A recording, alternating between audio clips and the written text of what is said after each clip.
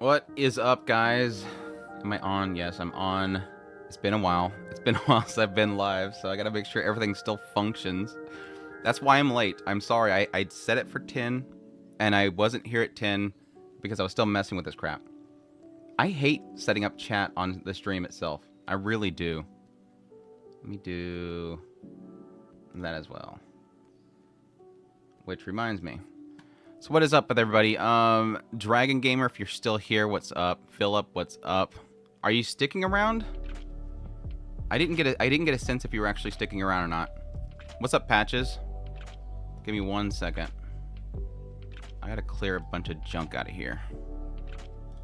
This. Delete. Thank you. Go back here. Bring up the screen. You're staying? Alright, alright. So you can get my bad takes on anime. Turn the music down a little bit. Dear. I see Yuki, I click. It is a clickbait for sure. The fandom for Yuki is insane. Like, I can post clips all week about different shows. I post a clip of a Yuki and it goes freaking crazy. That's why I have to get up early, get the Japanese version of the release, grab the clips then, and then post them before the show comes out so I can watch it. Nice Summer Roxy. Sadness that mobile game never came over here. I don't even know if the mobile game's good or not. It could probably be like the worst mobile game ever, but it had good art in it. And I think I've pretty much used all of them for Mashiko Monday, so. But yeah, I thought I'd get on here, and I'm wondering if I should do that. We'll see how things go, like performance-wise, but I think whenever I do afternoon streams, it does better, though I am a little bit earlier than normal. And if it does well, I'd like to do this every Thursday, because Thursday is kind of a... There's like, is there anything important on Thursday? I think Thursday is kind of like a crap day. Let's see. What's my Thursday schedule look like? Days with Stepsister, that is a good one. I mean, it kind of chilled out last week. Pseudo Harem, no. Failure Frame, Garbo. Senpai is Otokonoko, it's okay. Parry Everything, it's decent. Destruction's like at night. Isekai Suicide Squad, who cares? And Cafe Terrence, I don't like. So yeah, Thursday besides Stepsisters is kind of an off day, so it'd probably be a good day each week to do a live stream, but we'll see how it goes. No kidding about early. This is how you know it's early. I still got my coffee.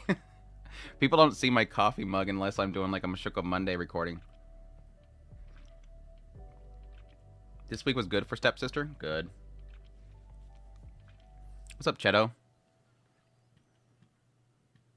Thursday bowling night, but that's still hours away. Well, see, that's good that I'm here early. I don't know, I might do 12 or something like that. I know my streams that I was doing for Mushoku Tensei game was a little bit later. But yeah. But yeah, I want to do my tier list because I've done first impressions. We're doing the podcast reviews, or first impressions. I've done my best of the season so far, but I got stuff to rank. There's stuff in here that I don't even know if we'll cover that I still want to talk about a little bit. So it kind of works as a quick tier list kind of thing. If we get time, I have a best girl list put together, so we might get into that, but we'll see. Dude, I drink coffee all day. I'm the type that that's why I like this because it keeps it hot like for like 8 hours. I make my coffee in the morning and I just sip at it all day. Like I don't refill this like a 50 million times. I just sit there and sip at it. That's the kind of coffee person I am.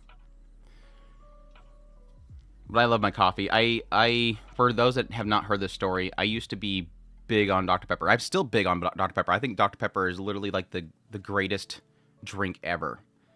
And I was big on Dr. Pepper for the longest time. And I was really big because of it. I was really big because of it. I don't remember, like 390.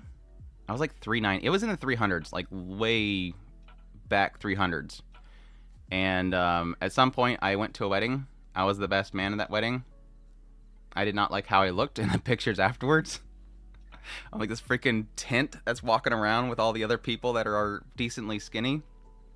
And so I dropped it. I dropped the Dr. Pepper, and I had to have something to replace. I hated coffee before then.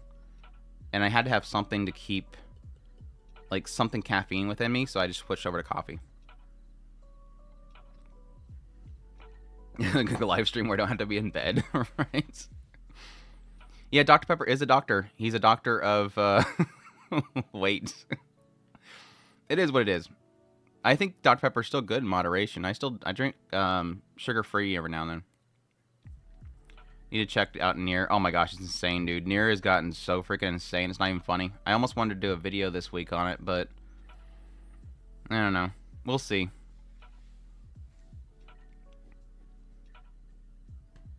Dr. Pepper is a mad side. There you go. It is the wrong type of doctor. Good morning. I like how I'm looking at the chat over here. It's literally over here, so I don't have to look away from the camera.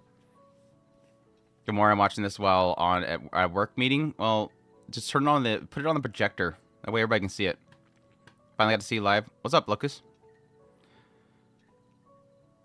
I probably said that wrong. Lucas or Locus? Lucas. It's gotta be Lucas. Anyways, I got Adrian here. I got Earthray here. So anybody that spoils Mushoku Tensei gets banned. That's a good thing. Dude, we're gonna start things off. Let's just get into it. Let's start things off with a banger. We have destruction. We need his coworker's opinion. Yeah, if they could tell me if my takes are bad, is your coworkers. I'm pretty confident of this. Let's just kick it off with a banger. We'll throw it right up at S tier. I love literally everything about Dead Demons. This is literally this is my bread and butter. This is my thing right here. Like, everything about it just works for me. I think the characters are just goofy, just absolutely goofy. A bunch of dumb kids, especially one of them, on being stupid as hell. But it's got that great mixture of like the slice of life, but yet the entire time there's this sense of a threat, and yet people kind of move on with their lives. And I think it's so telling. Like, I think it's got a good, like, almost social perspective that it's kind of getting into, in the idea of how people so easily move on despite that there's something really bad happening at the time, just because life moves on, kind of thing. Where can I watch it? Depends on where you live. Like, most people have it at Crunchyroll. Sad that it's not working for me. Yeah, you told me that last night, and I'm like, I figured it would be right up your alley. There's got to be something about it that just doesn't really click. But I love it. Like I was saying last night, the only thing that really doesn't work for me is the politics. Because the politics are logical in the sense that I can totally see this happening. Like, this is politics. This is exactly what the politicians would do. This is exactly what the military would do. But it's boring. Like, it doesn't do anything interesting. It's just going, every now and then it goes over to politicians and goes, yeah, look how dirtbaggish they are, or look how much they don't care, or whatever. It's just kind of like, I really don't care. Usually it does. It's gotten really better too. Like, this last episode was like, okay, things are going down. So if you haven't watched the recent episode, I'd give that a shot and see if it changes something for you. The crap has hit the fan, essentially. Yeah, I heard things about the manga for a long time before the show came out, so I was pretty excited to watch it. And the studio's doing an incredible job. Like, they're capturing the style of the mangaka, which is very unique. Not much going on this week. Yeah, and they started early or late last season, so there's like, how many, like 13 episodes out now? Or 8? I forget. No, because it was late start, so I think they're like an 8. Left off at 6. Need to get back to it. Yeah, like I said, I don't remember exactly where I was at in it, but it got really good. It got really interesting. Not that I'm happy about what's going on, but it's gotten interesting. But I'm loving it. I think it's great. How do you like the new Clueless girl? In the Destruction, or are you talking about a different show? You talking about the girl that's like the sympathetic one to the other side?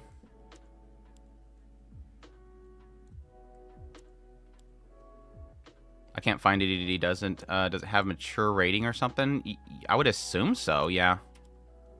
I can see Crunchyroll labeling it as mature.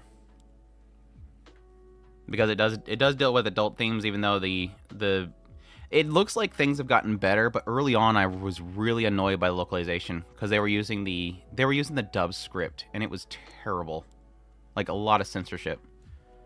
And they didn't have on-text screen translated, so that's been fixed as well. So it looks like all the problems that they had have been fixed. So anyways, yeah, I'm really loving it. S tier. If I had to put it in, like, I'll do like usual. I'll actually rank the S tier as we go along. I don't usually do the other ones, but we'll see. Our Last Crusade. Damn, like, the text on the screen look okay to you guys? It looks like it just doesn't have like a good stroke to it. Not that I'm like too concerned about the text on there, but I would like it to look decently visible. I hate stream elements with text. But anyways, our Last Crusade. I finally started watching this last night. I was actually very positive on the first season. I thought it was good. I liked the concept of the mages and the empire and the separation and the fear and the cause of, the peace they have and the possible war they might have. Went into the second season, I'm like, who the hell is these people? Like, I was so, like, confused as to what the hell was going on. Over time, it started kind of clicking for me. Like, oh, yeah, I remember that whole thing. I remember that thing. And then episode 2 happened. And it was like, holy crap, what happened with this? What happened with the animation that we just suddenly just... Like, the first episode looked good. Like, the first episode legit looked good. Like, the character designs and stuff are fantastic. And then... woof, that whole scene in the town was like, ooh, wow, something happened. Something, and it got better. It fixed itself, but Nascashe is great, but the animation is not that great. Yeah. Oh, I meant terrible with the font. Yeah. See, I don't really know what to do with it, so I'm not sure if I want to mess with it too much. I might just get rid of it. I mean, it's readable. It's just not readable. It's readable, but it's terrible. I want to do a background and then change the opacity, but it won't let me do that. Like, these settings suck. Like, maybe if I increase the stroke a bit. Let's try 2. Holy crap, now it's like super bold. That might actually work. Let's see. Let's try it. And it gets rid of the whole freaking... It just gets rid of everything. Like, start over. Just will start over. See, that's a lot better. Maybe I should do 3. Now it looks fine. I shouldn't touch it. I'm gonna do 4 to see what happens. I'm gonna break it again. There, somebody say something. Holy, never mind. This looks bad on this other screen. Let's go back. Let's go back to... Let's just do 2. 2's fine. There. Anyways, sorry, what was I talking about? Hope you're doing fine. Welcome, Lex. Hope you're doing well. I'm doing pretty good. I still have my coffee. I'm still waking up.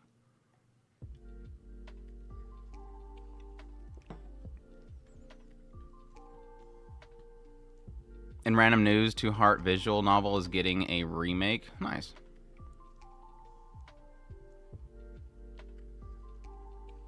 Alright. But anyways, yeah, I just don't care. Like, I'm probably not going to continue watching it. Like I said, I really like the first season, but I don't think I'm going to keep watching it. It's not terrible, though. I'm going to put it in C. I'll put it in C. Let's start with the extremes right off the bat. I guess I don't see the need for it on screen, I guess. Well, I was actually thinking of doing a cut of it and putting it on, like, get rid of the live stream VOD and then splice it up and put it as its own separate video, because typically live streams, when I do the tier list, don't do very well, and I'm wondering if possibly doing an edited video of the tier list separate as a full video would do better. We'll see, though. Spice and Wolf, still S tier. Really, really enjoy it. Not as much as Dead Demons right now. And that, yeah, a lot of that probably has to do with the fact that I know all the story up until this point adapted. Super excited to see that the OP shows the skip content. That way I can actually get in that stuff that was cut before. So, I'm really enjoying it, though. Holo's great. I hate the Pyrite arc, and we're finally getting to the end of the Pyrite arc, even though we have a week delay. We can't see it quite yet. But it's been good. It's been really good. I love Spice and Wolf. I love Holo. At the moment, do you like the new one or still the old one? I was pretty on board of liking the new one because I like the style a lot better and it matches more to the light novel art. And I like that they're getting more truer to the original stuff, and the fact that they're not skipping content is going to make it, no matter how you cut it, if the OP is true and they are going to cover that arc, there's no way you can cut it. It's going to be a better adaptation. Like, even if you don't like the style, even if you think this part was animated better than this part, plus you have Kevin Penkin's music in there, the same seiyus, it's doing really good. But the only thing I don't like is that every now and then there's a wonky character design and there's CGI here or there.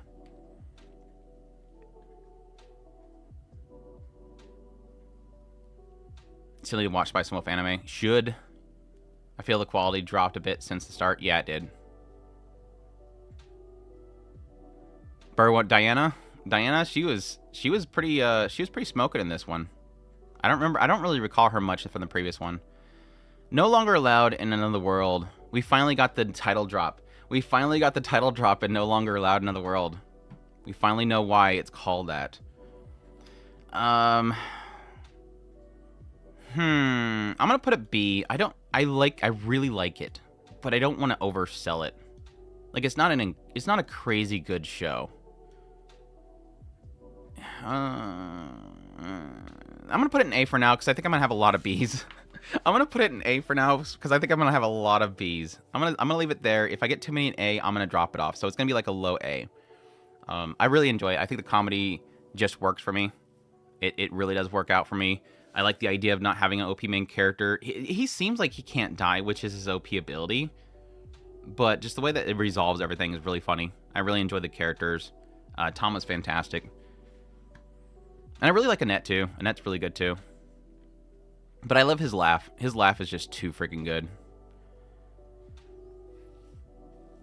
Yeah, it's totally subjective on your comedy, because, my brother at first said that he wasn't, too keen on it, but I think something worked out for him in the end, but, I mean, that's just, Nokotan we're going to get into eventually. I like his smugness, yeah. Like I said, it's his laugh. Just got that little... he's got the greatest little Araragi laugh going on there. He can't die because he wants to. Right. He's always, deathly poisoned, but he's not dying. Days with my stepsister. A. Better than... I wasn't gonna rank... I wasn't gonna rank A. I wasn't gonna rank A. No, I'm really liking Day with Stepsister. I'm very mixed on the pause moments. Because there's some pause moments that I get the value of it, but then there's other pause moments where I think it's just too much. Like the whole dinner scene, where it's kind of holding it to that scene, showing how they're just not wanting to communicate. But then there's some other scenes where it's like, did we really need this to be extended that long? It is really taking its time. But I think it creates such a good atmosphere. Like, this show just has so much atmosphere to it. I'm very curious what they'll end up doing with the story with the characters, because unlike most anime, they feel very natural. They don't feel anime-ish cartoon characters. And that's kind of what's made it unique for me. But I could definitely see it not being for most people. Like Days of the Stepsister is going to be one of those shows that in the end, if I really, really love it, I'm going to go, and if you don't like it, I totally understand. Because it is very slow. It is very slow. So strong vibes. Like, they have a lot of room to breathe. Yeah. A season of Emoto Robo vibes. It is. It is definitely a season of at least Emotos. I get that it's slow. S tier, high A for me. Yeah, it might end up being an S tier. What kind of settles on if it's going to be an S tier or not is if it nails whatever it's planning on doing for this core, because the way that I feel about it is that I'm in for the ride.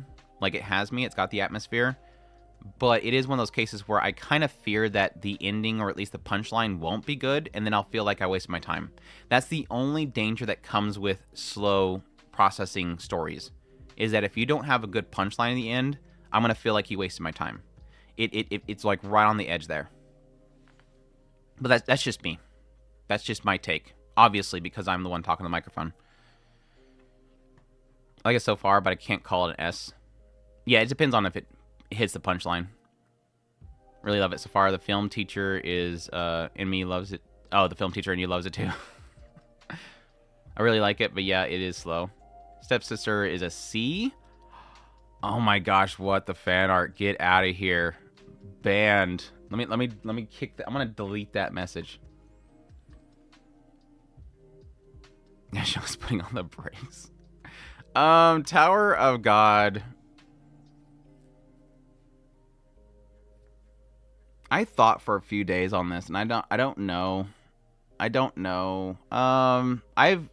To be fair, I've never really been a big fan of Tower of God. I watched the first season. I liked parts of it. I liked certain characters and their stories. This season doesn't have those characters. Let's be perfectly clear. Like, the characters I really like from the first season aren't here, which sucks. And literally one of the characters I didn't care for is the main character, question mark. I don't know. It's never worked for me. I've always liked the concept of the tower and all the politics around it. And it seems like they're getting a little more into that stuff, but it's not great. I think it's like a B. I think B's kind of comfort for me. Yeah, Earthly's kind of on the same page as me. You love the new characters? I'm waiting for it. I've got, what, 3 episodes into it so far, and I'm not really caring much for the characters. The Bomb Boy feels weird. Like, the writing around the main guy, the blonde hair guy, I forget what his name is right now. His character writing feels weird. It really feels weird. It's like that whole coward turned into revenge, turned into what would be the best word for it? Just a justice person. Yeah, it's just fine. Yeah, I agree. It's super confusing though. Or it's not confusing.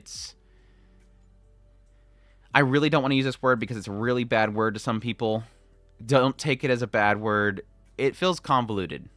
It feels overly convoluted for the sake of being convoluted sometimes. Like, overly complicated. Not like it's hard to understand, it's just convoluted. It's a slow start, hopefully. I'll stick with it. But again, I didn't care for the first season too much, so I doubt I'll enjoy it that much. Atari. I will admit, Atari, My Dear Moments, is not a great show, but it works. It works. It works as just what it is. It hasn't done anything really incredible yet, but it works as just a fun, fluffy show. I'm going to put it in B for now. I feel like, depending on how they handle some of the story elements later on, it could bump up, but it might stay in B for the rest of the season. I don't know. It's obviously going to go the usual route these go, where suddenly, I know, where we get into like some deep character story moments and everybody's tragic. But it's been good so far. B-ish. The OPOS full of spoilers? The Discord? Oh, the OP is full of spoilers. Oh, which one? For Tower of God? I haven't looked at the OP, so. Girls Band Cry is not on the list. DJ. Hey, DJ. Hey. Spring's over. Girls Band Cry is over. The show is done. Move. Man, now the chat's even worse on this screen. The chat's even worse on this screen. It's just straight. You can't even say anything. Spring is over. Girls Band Cry ended a long time ago. It wasn't that great of a show. It was a really good show. I'm joking. It was a good show. Putting aside the drama queen stuff, the melodrama, you could at least see the names. Maybe if I put a white stroke on it, I'm gonna mess with this one more time. We're never gonna mess with it again. I'm gonna mess with it one more time. But man, Girls Band Cry people, it's not the next Bochi. Like, it almost feels like, and I'm not doing this against you, DJ. I'm just saying, like, in general, it feels like everybody that liked Girls Band Cry are trying to turn it into Bochi the Rock. They're trying to keep it alive like it's Bochi. It's not Bochi. They're two different things. Let it die. Be like everybody else and let the shows die the moment this season ends. You need to understand that the way the anime industry works now, the moment a show has its finale, you stop talking about it and you move on to the next season, and you'll never support the show ever again. That's how we work now. It's alright, I do it for Onimai too. Where is the stupid color for the stroke? Here it is, I think. Here it is, yeah, I found it. Ooh, why is it why? It's an internal stroke. Why would you be an internal stroke? That is the worst design. This site sucks. Can I do a secondary? God, I hate everything about I hate everything about this. If I do a gray. Gray might work. I hate internal strokes. Exactly. Let's try that. Reset chat. Reset chat.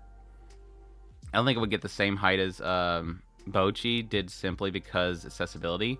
Oh yeah, for sure. I mean, Girls Band Cry wasn't available, so how the heck can it be as well as received? Oh god, that's terrible. That's terrible. That is terrible. What? And it doesn't even give me an option to change the stroke to an external. Oh well, I'm gonna change it back and not mess with it. There, I think it was there last time.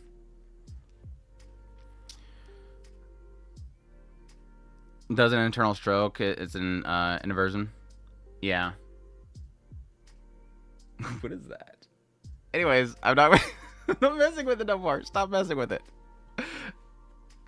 I'll probably mess with it again. Dude, that looks like dirty text. Now it looks like a dirty text. Why did it change again? I literally changed it. Oh, is it this? No. I don't know.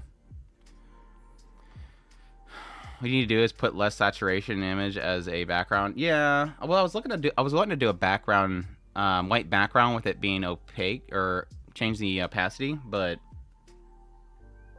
it was just a last minute thing.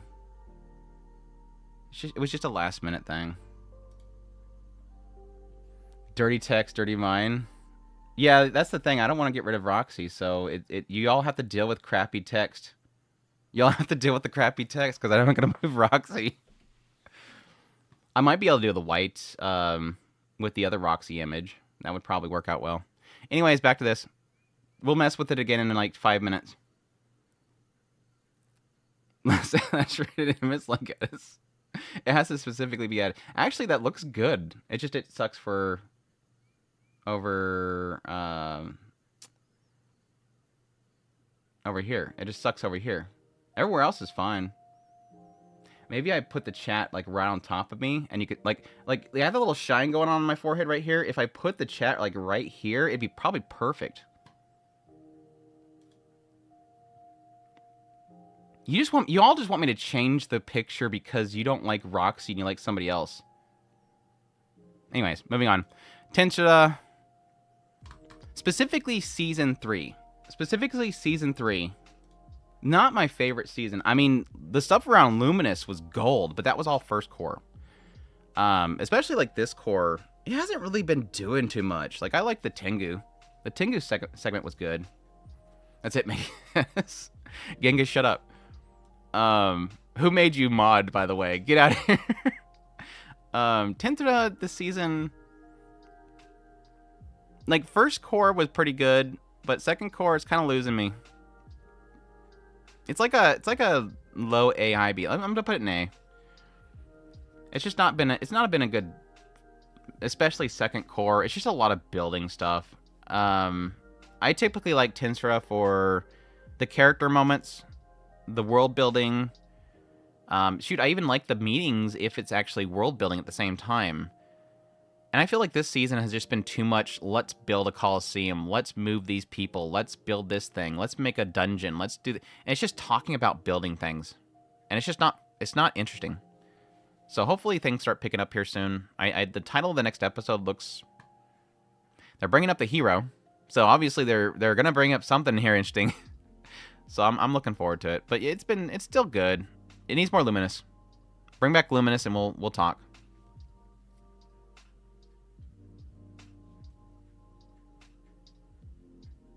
Still low A for me. Bye-bye, Earth. This is a tough one, too.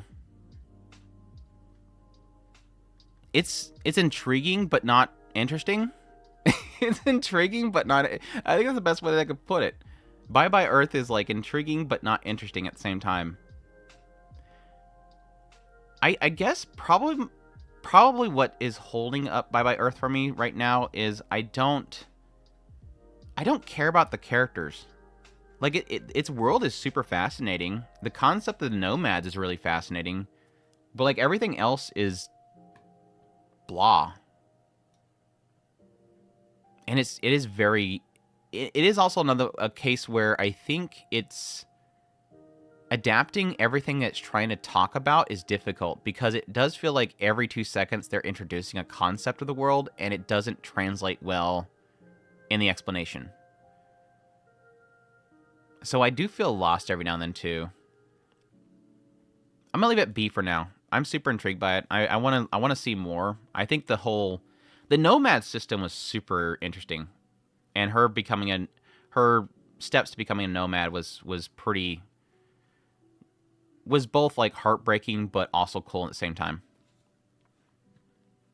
The curse concept is really cool. I like that because they keep talking about that. Like, they have this one lady who she was told to sing a song. She sung a song. She thanked her for her singing the song, but then she never replied. And he said apparently her curse as a nomad is that she can only speak through song. So she's able to become a nomad, but the curse prevents her from ever speaking again. Our main character here, she can't cut things. Or she can't cut people. So literally she's a swordsman, but she can never, ever cut somebody. That is her curse. Yeah, she's very much an oddity. What do they call her? Featureless. She has no tail and no ears. What the? She has ears. Just not your ears. It makes you wonder if there's... I'm guessing there's no gorillas in that world, because I would think they would call her a gorilla or something like that. A monkey. Anyways, 2.5 Dimensional Seduction. Seduction. This show quality is kind of dropping. I forgot to mention that in my last video. It's like, God, it feels like the show's quality is just... Which I expected. It kind of had signs of it in episode 2. So I assume that over time it's going to gradually kind of go down a little bit. Placement, though... I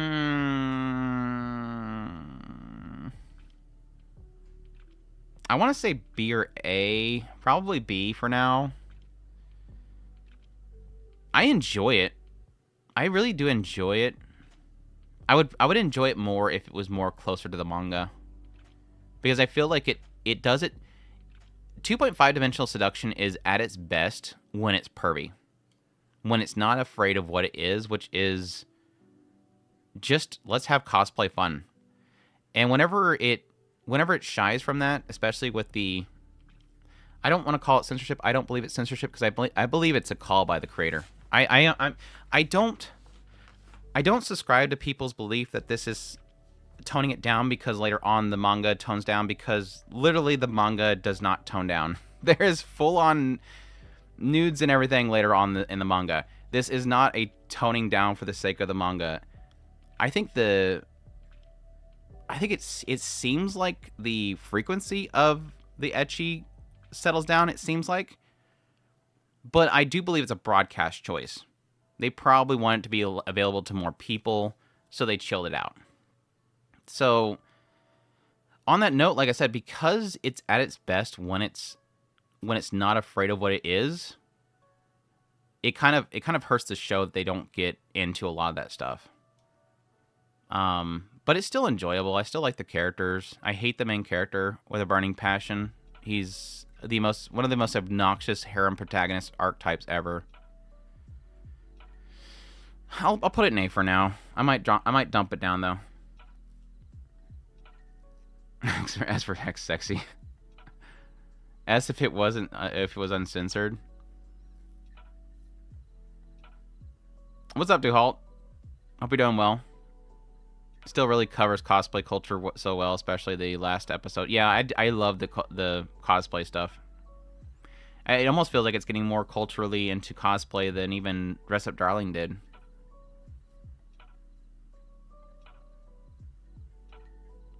Just how Dress Up Darling... You know, it almost felt like it was going for Dress Up Darling, but being more ecchi, and they don't really technically deliver on that. It's what's weird. No. No, no, no. No, no.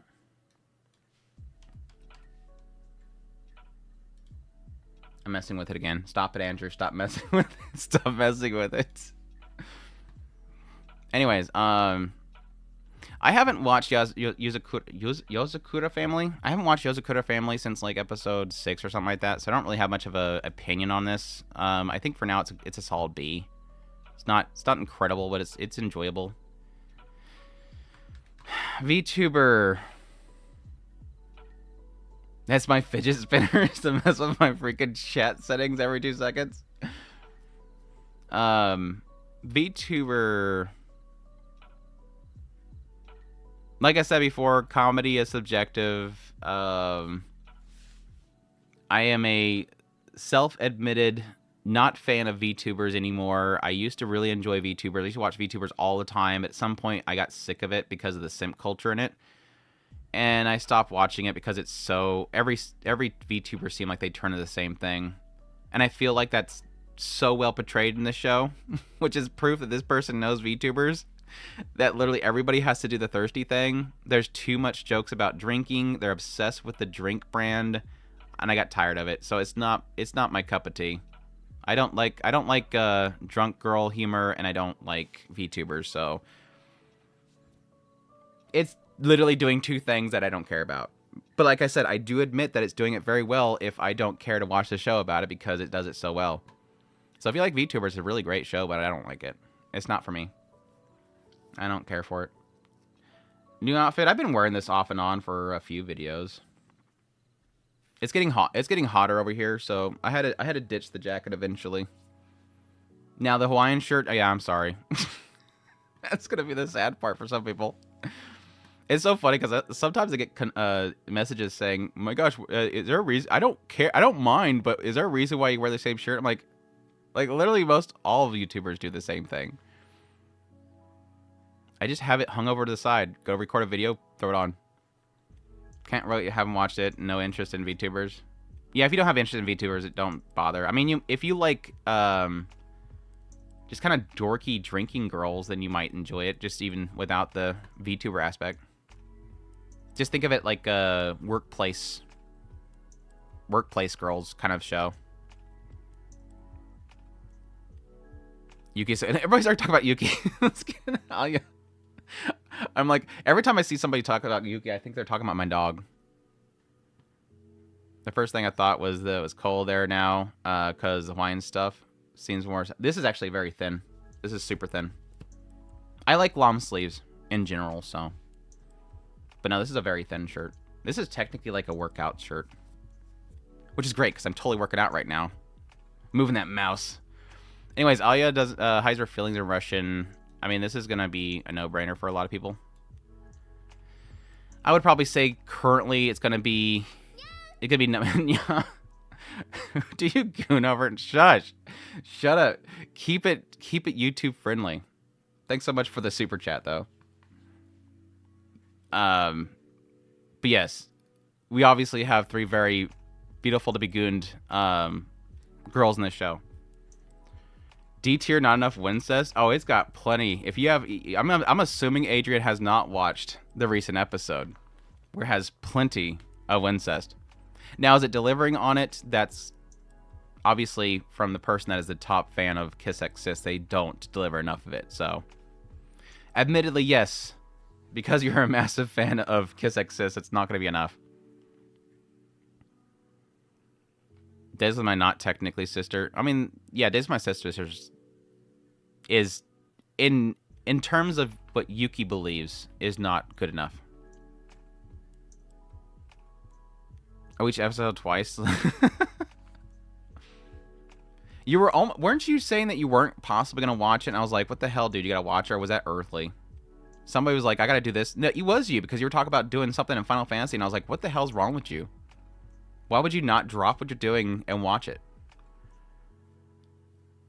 So what's the answer to the question? Yuki, there you go. There you go. The answer to your question is Yuki. MC is right. The tease is better than the reality. It is. And that was like probably the truest statement I've ever seen a main character ever state. There's no just jumping right into it. You gotta play into it. I've always liked ecchi more than just like straight nudity. The real question, it's always like that aspect of like, just to get into like the details here, which I know is extremely comfortable some. It's kind of an element of the unknown, like the tease to get to there, rather than it just being you're at the finish line. It's really that's really as simple as it is. You're not jumping straight to the finish line. Absolutely love the sister, but so far I haven't liked Alya herself much, especially the Russian gimmick. I am thankful they turned it down in episode 1. Yeah, I know that some people are like really like against her Russian aspect. I kind of found it to be kind of similar to a tsundere. Like I found the whole gimmick of the Russian to be kind of like a tsundere. They don't want to say their real feelings, so they're going to say the baka. It's just in this one they're saying something in Russian. It's like having your Christmas present not wrapped. Exactly. Exactly. And you have to slowly unravel and open them up. Exactly. You like just walk. It's like the next morning you run into the living room and your parents have unwrapped everything for you. And it's like, I mean, I'm not going to be mad.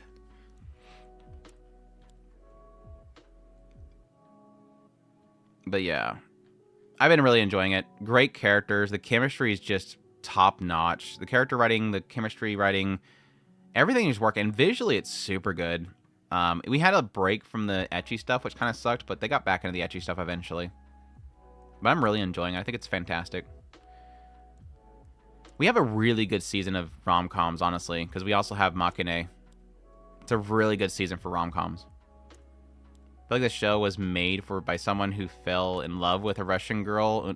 Oh, the girls from Girls on Panzer. The Russian girl from Girls on Panzer. Isn't it the same Seiyu as one of the Russian girls in that show? So probably.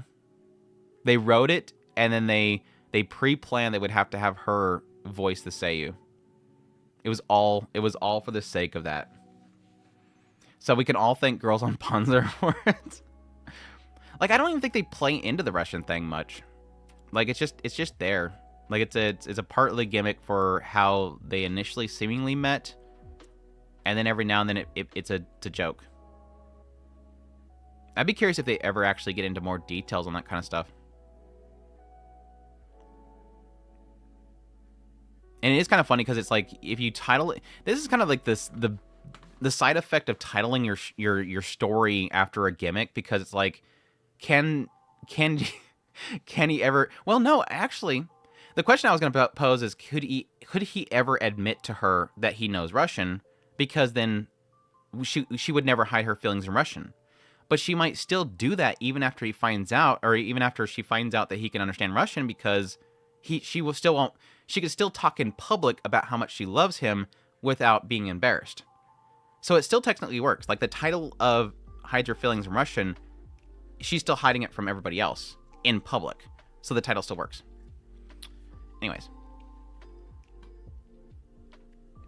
How to hook up in a dungeon. Which one is that one? Maybe he can... Dude, that would actually be cool. And I can totally see them doing that. Anyways, Elusive Samurai. Oh, this one's a hard one. This is a very, very difficult one for me.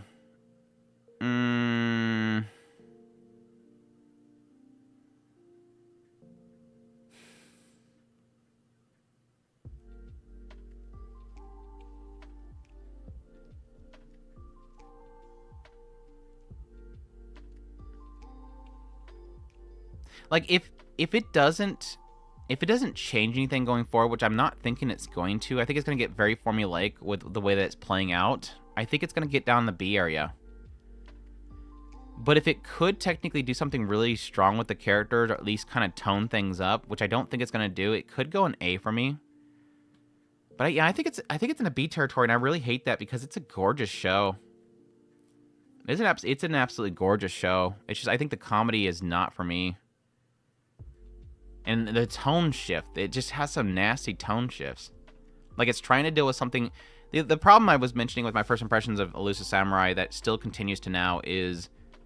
I think the writer sucks at tone shifts. And I think it's purposely done. Like, this writer loves to show extremely nasty stuff and show horrors of war. and then immediately go, haha, happy faces with the glowy light behind the Shinto priest, and haha, isn't he funny looking with his face? And I hate that. I hate when you're trying to get me emotionally invested in a situation and show the horrors of war, and then immediately to kind of say, don't worry because isn't this funny? I think this writer sucks at that kind of stuff. And I want to say that was present with their previous work, Assassination Classroom. No, the priest is correct. He's seen the future, and he's seen that he was going to get a nice I don't know if I can even mention contraband on here without getting in trouble. Anyways, it was present in the Assassination Classroom, and it's present here, and it's something that doesn't work for me. The funniest part about the priest is the fourth wall. That doesn't bother me too much. Like I said, it's just the tonal shifts. I think they suck at tone.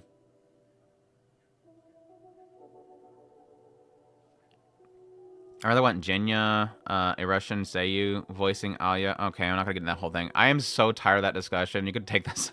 I mean, you could have the discussion in there, but I'm not going to talk about it. I think people need to get over the whole Russian thing. But yeah, I want to love it. It visually looks amazing, but the tone sucks. The tone really sucks. Community Todeke Season 3 is not on the list. I haven't even started it. I haven't even started the first season. I haven't. I didn't get the time to actually sit down and watch it. I wanted to. Quality assurance in another world. I got caught up on this show last night, and I read into another inconsistency, and it's bugging the fire out of me. Like, I'm usually pretty lenient on world mechanics and rules in worlds, but this one for some reason keeps sticking out at me because typically it kind of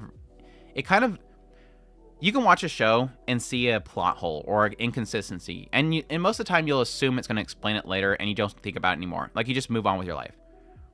But with quality assurance, it's like every now and then something important happens, like a very important moment in the story, and then it breaks its own rules. And it kind of continues on, and I'm like, that's fine. I move on with my life, whatever. And then, like, 2 episodes later, a very traumatic thing happens, and a resolve is presented, but then they break their own rules again. And it's happened twice in quality assurance, and it's driving me crazy. The first time it happened, somebody's like, it's probably going to explain it later. I'm like, yeah, whatever. Then it happens again. I'm like, dude, stop. Stop breaking your rules. For those who don't know, it's a basically a bunch of people are in a virtual world to do bug testing, and they get stuck in that world. This guy wants to do bug testing in hopes that they'll let them out by doing bug testing. Then you have people that are messing things up.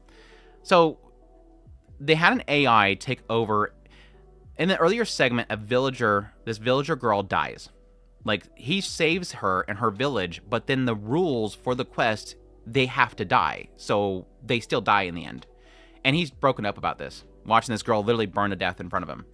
Cut to the next morning, she pops up in front of him out of nowhere, and she's just fine. Like, she didn't die. So they go out on an adventure together. Eventually find out that this AI is taking over her body every now and then to talk to her, to him directly. At some point, the AI says, you're supposed to go around to all the bug testers and take their tablets back so they can't use the debug mode. He says, why don't you take them? You're an AI. You run the machine, right? Just go take the tablets from them. I can't interfere with players. Not 10 minutes earlier, this AI took both of his tablets. And now he's questioning, why don't you take their tablets? And she says, because I can't interfere with players. Now, the only way that I can explain it is that possibly he's not a player. He thinks he's a player, but he's not actually a player. That would be the only way that I can explain that she's able to take his tablets, but not theirs. Okay, moving on with my life. This recent episode, something terrible happens to an NPC, and immediately the AI shows up again. He goes, why don't you revive the NPC? Save the NPC. You're the AI. I can't do that. Every NPC has its own life cycle and its own memories. I can't interfere with that. You literally saved the villager from episode 1. You literally revived the villager from episode 1. How can you not do it now? Again, it's inconsistencies. It drives me crazy. Anyways, that's my rant that I was preparing to yell about since last night when I watched that episode. Yeah, my thought was that he's a ghost. Yeah, I can explain that. That first one kind of I can see that if he's not actually a person. Which could totally happen. It becomes human. It's lazy. It's like, yeah, it's like the, my wife shows no emotions. It's literally... no, it's like Atri. Atri, yeah, Atri. It's like it's the most advanced technology ever. It makes mistakes. Anyways, I still am intrigued by it, so I'm gonna put it in B. Eventually, I knew B was gonna get full. Nice bit of unlawful plot. I haven't seen. Oh my gosh, you haven't seen Dead? We'll check it out now that I see it's high on your list. Yeah, I really enjoy it. It's super twisted slice of life kind of stuff I like. It's the B season. It typically goes that way. I might bump down certain shows like yeah, they're all B's. I'll leave it. Anyways, Senpai is Otokonoko. Oh my gosh, don't dear friend that one. My friend is my senpai is Otokonoko. It's gotta be another B. Another B. Here, let's just do this. There we go. We'll do that. That way it's not as bad. That typically happens. Whenever there's overflow, I'll just kind of bump them down to whatever location. Senpai's Otokonoko is not bad. It's just not... It's not great. I might even put it in C. Yeah, I'm gonna put it in C. It's not that it's a terrible show. It's just it's not doing anything for me. Like, I think it's sweet in a lot of regards. It handles certain subject matters really well. I don't like the girl because she's a little bit too ganky and loud for me. And I hate the art style shifting. It's not...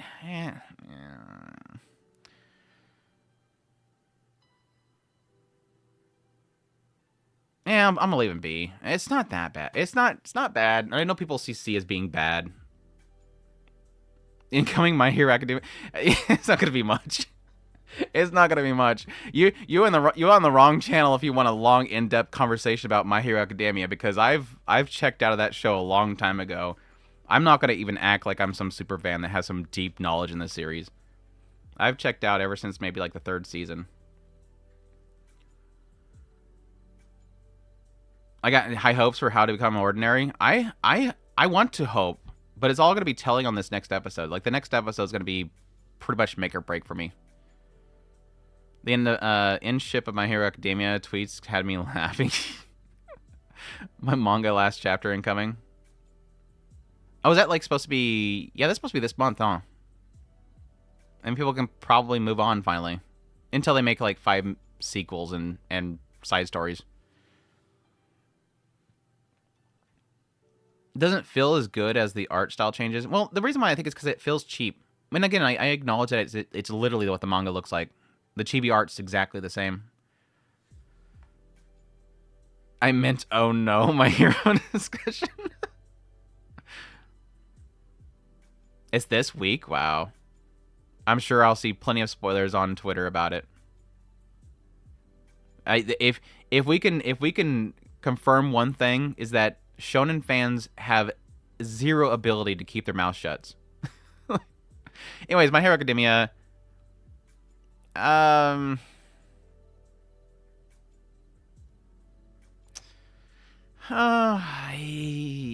mean, it's a decent season compared to previous seasons, but it's not saving it for me. Like, I'm just out of love with it. Is really what it is. Like, it's not bad. It's just I'm out of love with it. I'm so tired of the series. I think it's overstayed its welcome. I don't like the direction they're taking Deku with this whole, like, I gotta save him crap. And again, I admit that I probably have no clue what I'm talking about. Like, I've been so checked out of it, I'm not getting the deeper thought process of it. Streaming so early today? Yeah. Again, I have my coffee. That's proof enough. When Mushoku Tensei came out, the game came out, I was doing pretty early streams, but I got caught up in a lot of the first impressions. Never got into Boku no Hero Academia. I could give it a D as a manga reader, but no, the whole arc. That gives me much confidence in how this arc's gonna end. My niece were huge on my fans, but since they share my Crunchyroll account, I notice when they quit watching it after a while. It's like your Crunchyroll account reports them for not continuing it. Yeah, I think that's kind of the big key thing there is like, that's probably something I would love to look into is if you think about it, back in the day when shonens first started getting big, I mean, let's just go with Dragon Ball. When Dragon Ball came out, specifically Dragon Ball Z, because I never really seen much fandom around the original Dragon Ball, and I'm pretty sure the original Dragon Ball came, at least where I lived, came out after Dragon Ball Z started getting popular. Like, Dragon Ball Z got popular, and then they started doing Dragon Ball. But anyways, there's something to be said that I think that a lot of the fandom and popularity of those older shonens was around the idea there wasn't really anything else. Like, it wasn't like back then when Dragon Ball was out that you had like 50 shows a season. You had maybe like, what, 5? Like 5 anime coming out in a season when Dragon Ball was coming out.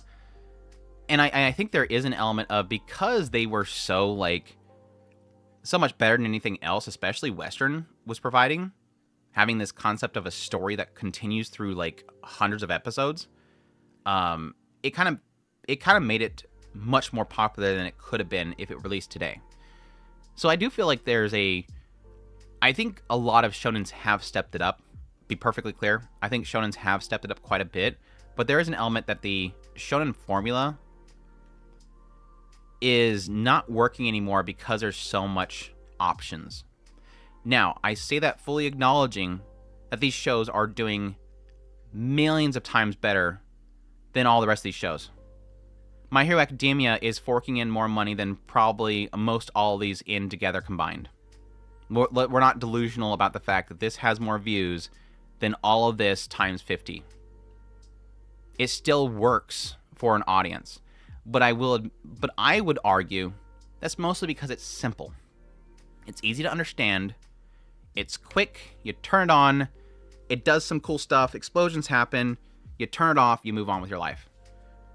A lot of people, majority of people, want that over thinking about the greater details that are happening between two step siblings when they just got thrown into a house together and they're trying to figure themselves out. No, but most of the majority of anime fans don't care to figure out why they are struggling with being in the same house together. They want to see, will Deku punch the other guy? But I think for people that do want to kind of consume different stories, it's harder to get your attention with something like that.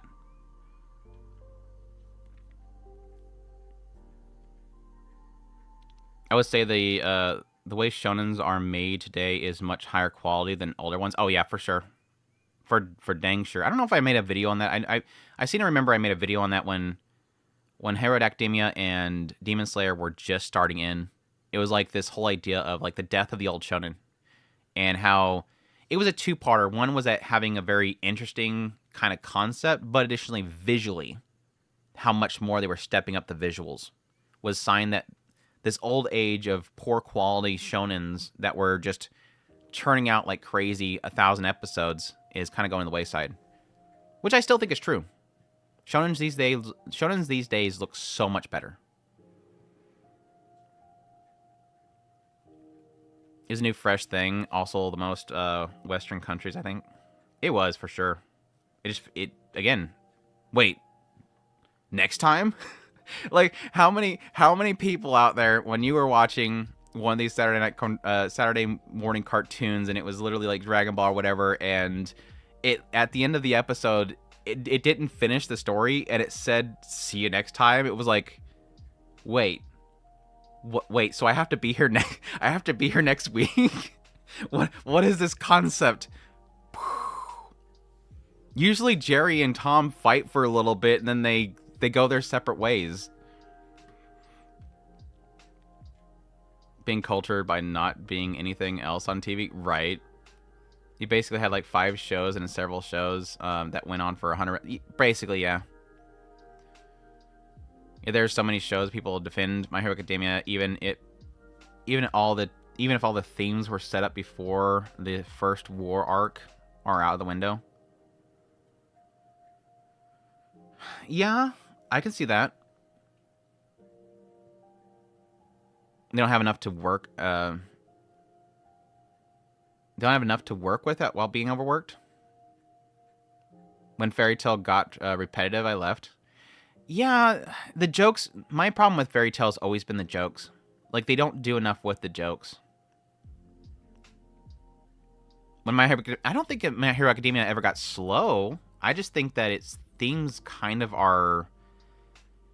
The themes and logic are my problems with that show. Like, it has a theme issue, if that makes sense. And the logic of the characters, while makes sense, it's very paper thin.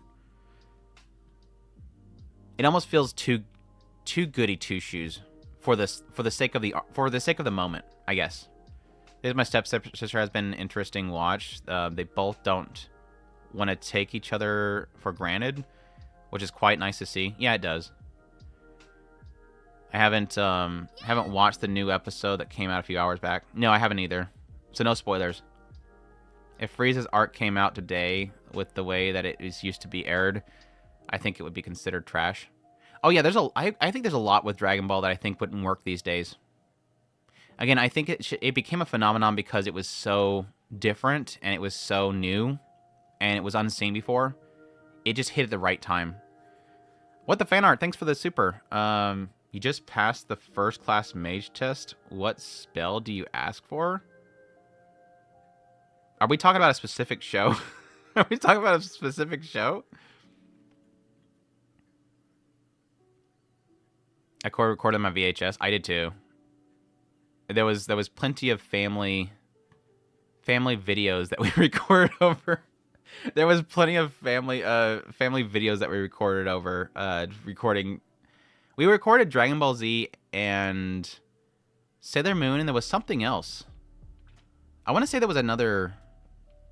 There's another one. Oh, for Freyren, that's right.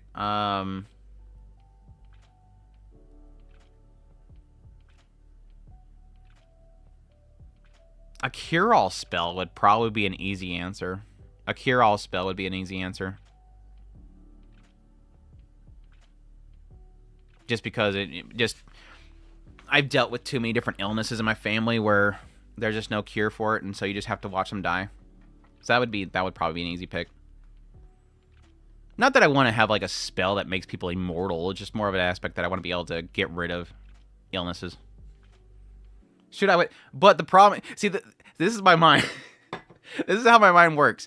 The problem with that kind of mindset is that the moment you start thinking about that, you immediately start thinking, and what would society think of you? And I would end up taken in by the government. They would throw me in and try to research me, and then they would force me to have to cure all the politicians, and they'd lock me up in a room and exploit my powers. So you have to be very careful about when you use it. And never tell anybody that you used it, because you're screwed. It'd be like one of those things, like, suddenly you find out, say, for instance, somebody has cancer, and you'd have to, like, sneak up behind him and, like, tap him on the shoulder and heal him really quickly, but never say that you did it. And then they find out later that they're perfectly fine. And you're like, wow, that's great. Good news. All right. You never want anybody to know that you have it. I remember Monster Rancher, yes. Monster Rancher was great. I had the game. What a terrible game. What a terrible game. You had to put in random CDs in there. We're busting open that my dad had this massive, like, the full-on collection of Michael Jackson. He had, like, literally every single one of his songs, and you're just going through that entire album, swapping out CDs and getting different monsters. A cleaning spell with a Mei. I would not waste it on a cleaning spell. I mean, logically it made sense why she got it. But I wouldn't waste it on that. You just want to agree with it because you like her. Just admit that you like Fern. Cast your spells in Russian. Yeah, all you have to do is cast them in Russian. Yeah, and then get criticized by every single chatter about how bad my Russian is. So basically Elise, but with healing power. I don't even know what that means, so I'm not gonna think too much on that. The game was so fun because it was bad. Yeah, I mean it was, because that was before Pokemon. I think that was before Pokemon, if I remember correctly. So I mean, it was a fresh idea. I always spell on the videos being edited all the time for me was and perfectly. I waste the spell on my videos being edited all the time for me and perfectly. That would be actually that for me actually would work. And thumbnails. I want thumbnails too. I freaking hate making thumbnails. Anyways, I gotta continue on. I'm gonna finish this. I got, what was it called? Train to Death? I think it's called Train to Death. Osan something. I'm an 80-year-old adventurer, even though I'm not even like 30. The world treats me like I'm 80 years old. And it's like a C. It's not that great. It's not terrible. I'll just put in C. I'm gonna see it. At least it has a cute mage chick, and the elf's pretty cool too. It's fine. It's fine. It's a better comedy. It's a better comedy than I Parry Everything.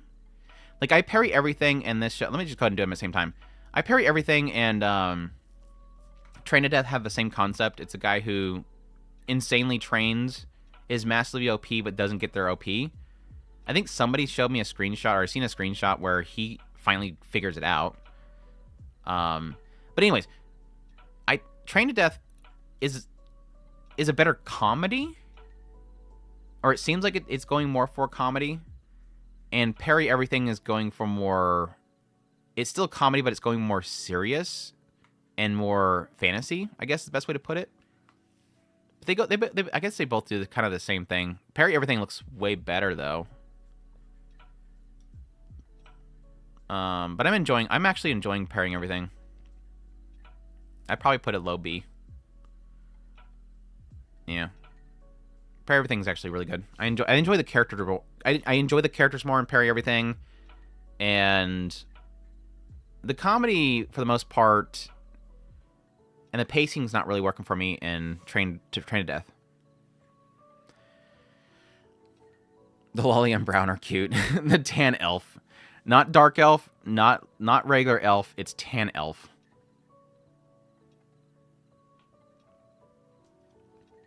How do you parry criticism of my videos? I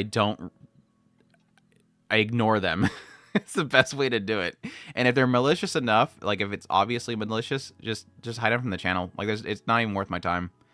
I've quickly, when I first started the YouTube channel, I wanted to answer every single comment, and at some point it got to the point where I just can't. Like, I physically, time-wise, I can't.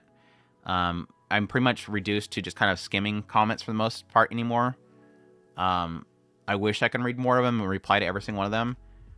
But I got really quickly, especially when I started getting into like the hundreds a day count of comments.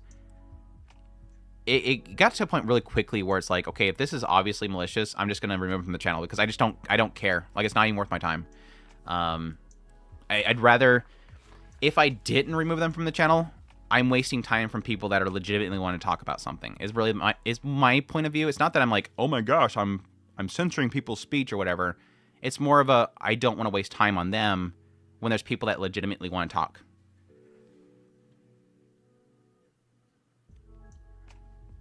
There's other like people more likely to remain dub only nowadays compared to us older fans who go sub to just keep watching.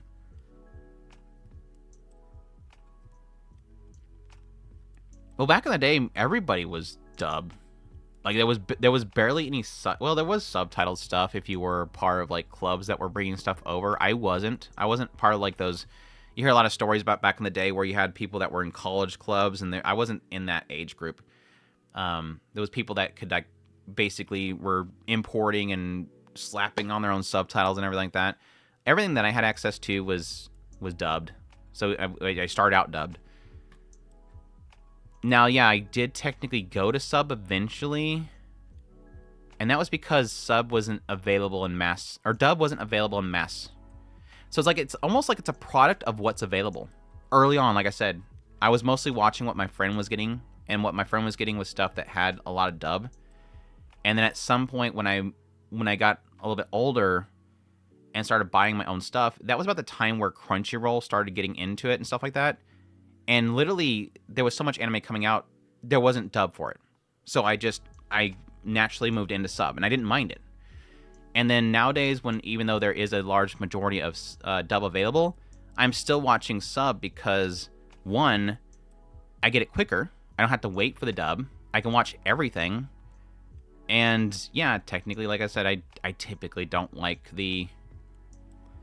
In most cases, I don't care to even try a dub because I assume at some point I'm going to be annoyed by something in it. Like, there's going to be a certain character that's portrayed in a way that I don't think really fits the character. But I guess there's an argument to be made that if you don't watch the sub to begin with, the Japanese language, you're not going to get used to that to find that to be a bother.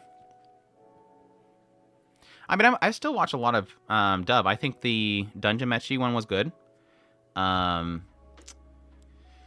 The Romantic Killer was good as well, even though I didn't want to stick with it because I like the seiyuu of the main character. There's some cases where I enjoy the dub, but I just prefer certain seiyus, so I don't want to watch it that way. That was a long... Did I even answer the question? Did I even answer the question? I can't speak for anybody else. I removed so many. Earthly's watching my back. Earthly and Adrian watch my back. I parry the comments.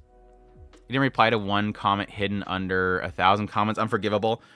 Yeah, I think it was funny because at some point I was talking about this same issue, and a lot of people were really, really supportive about it. Like, I really did appreciate that. I had a lot of people that were like, look, nobody's expecting that of you.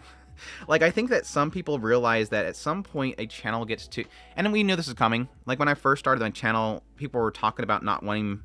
Some people wanting my channel to get big, but they were afraid of it getting big. Not to say that my channel's big or anything. But there was an expectation that eventually, something goes viral or something like that, it starts to, like, pick up on the algorithm, and then you get a flood of comments. Eventually it gets there. And there was a lot of people that were like, look, most people that think logically are going to know that when a channel gets to a certain point, you're not going to be able to read everything. It's just physically impossible. That's why the Discord's there, though. I try to leave myself open for messages on Discord. I don't answer them immediately, but at least it's a way to directly message. Rather than talking about the topic of a YouTube video, it's just going straight to the person.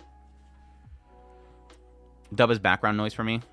I can't do that. I'm very bad at... If I do have something on the background, it has to be something I watched already. I can't not get distracted by something that I want to watch. I mean, unless it's a show that I just know I'm going to hate. Red the Dahlia dub is good. I'm still mixed on it. I'm still mixed on that Ohio Ni-chan thing. It's like, it's cringe.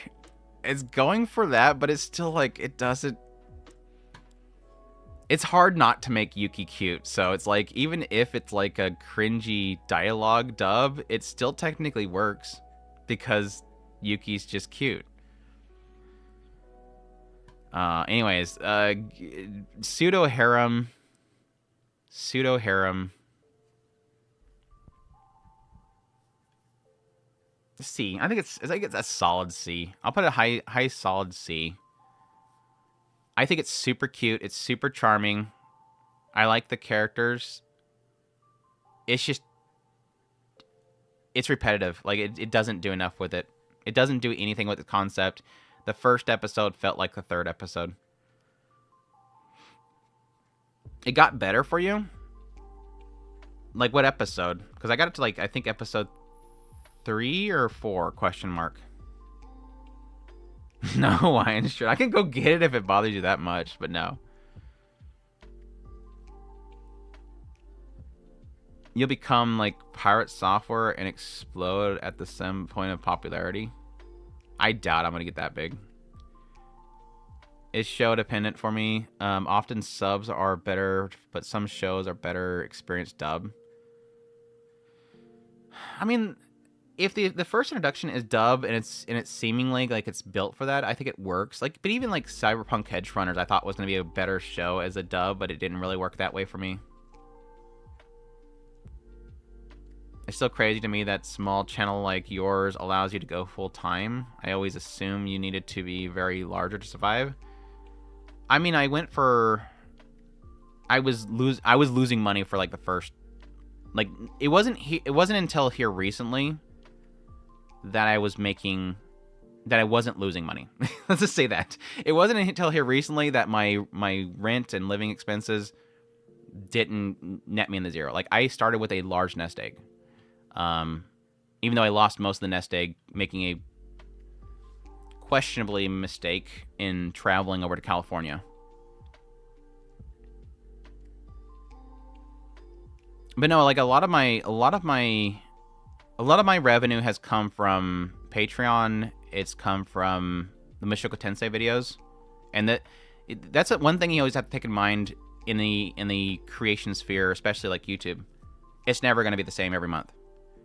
Like, when Mushoku Tensei is airing and I'm doing the skip content videos, my revenue, like, shot up the roof.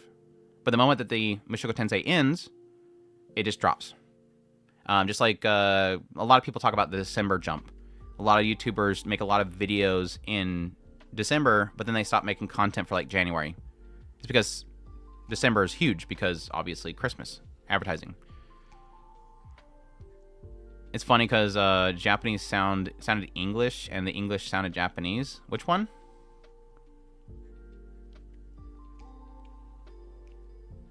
Pseudo Harem has gotten better for me. Gaijin Harem is high B for me. Cutest show this season, but barely animated. It's fine. The animation's fine, I think. I don't usually expect much of rom-coms. Even though Alya's totally just flexing. Pseudo Harem blew me away. Load an episode. They should have introduced a new girl per episode and let it warm up to the personality. Double Alya sounded like a fun time. Not saying I would like to love for you to burst like that, but pirate software boom is a rare occurrence. Yeah, I think it... I don't mind it. There's a lot of attention that comes from that, and I think a lot of people have issues with attention.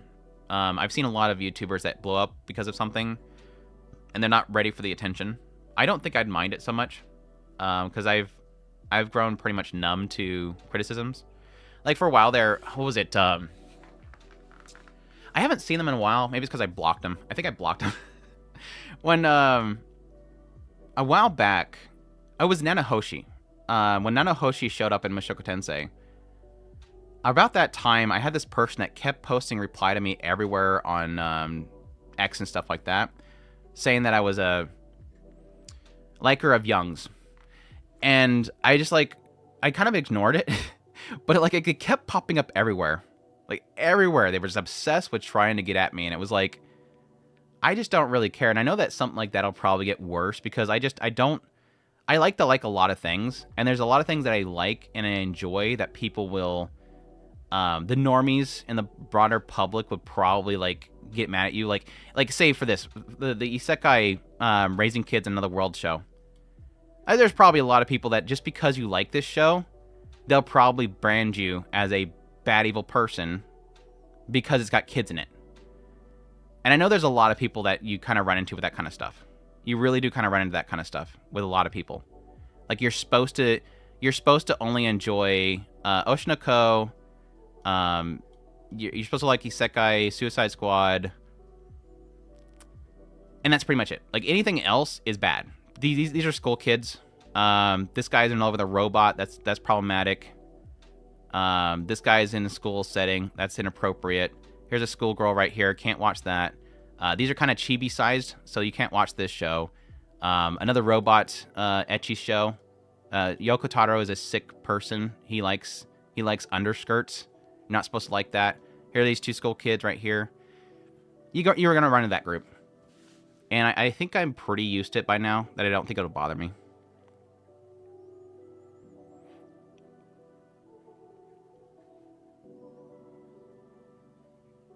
Meanwhile, my time favorite movie is only available in Korea sub, so fortunately, this is very little dialogue in it. The hate for lolicons is insane. Just pointless version. Yeah, and I think it kind of fired up here recently with everything around Mr. Beast. Like, we had somebody jumping in our Discord here recently and just kind of just firing at a bunch of people. And it was like, dude, did you just get off of watching a video? Did you just get done watching a video where people were debating whether or not Mr. Beast is a good guy or a bad guy for being with Chris or whatever his name is? And you just immediately come to our Discord and try to see if you can find and hunt somebody down? It's like, I don't care about that situation, but why are you bringing it here? Like, why is this here? Like, are you trying to be the next person that takes down the big boss guy? Like, move on with your life. Somebody was... I typically find that's most cases, a lot of cases with a lot of people. Like, there's a lot of people that like to project their own feelings.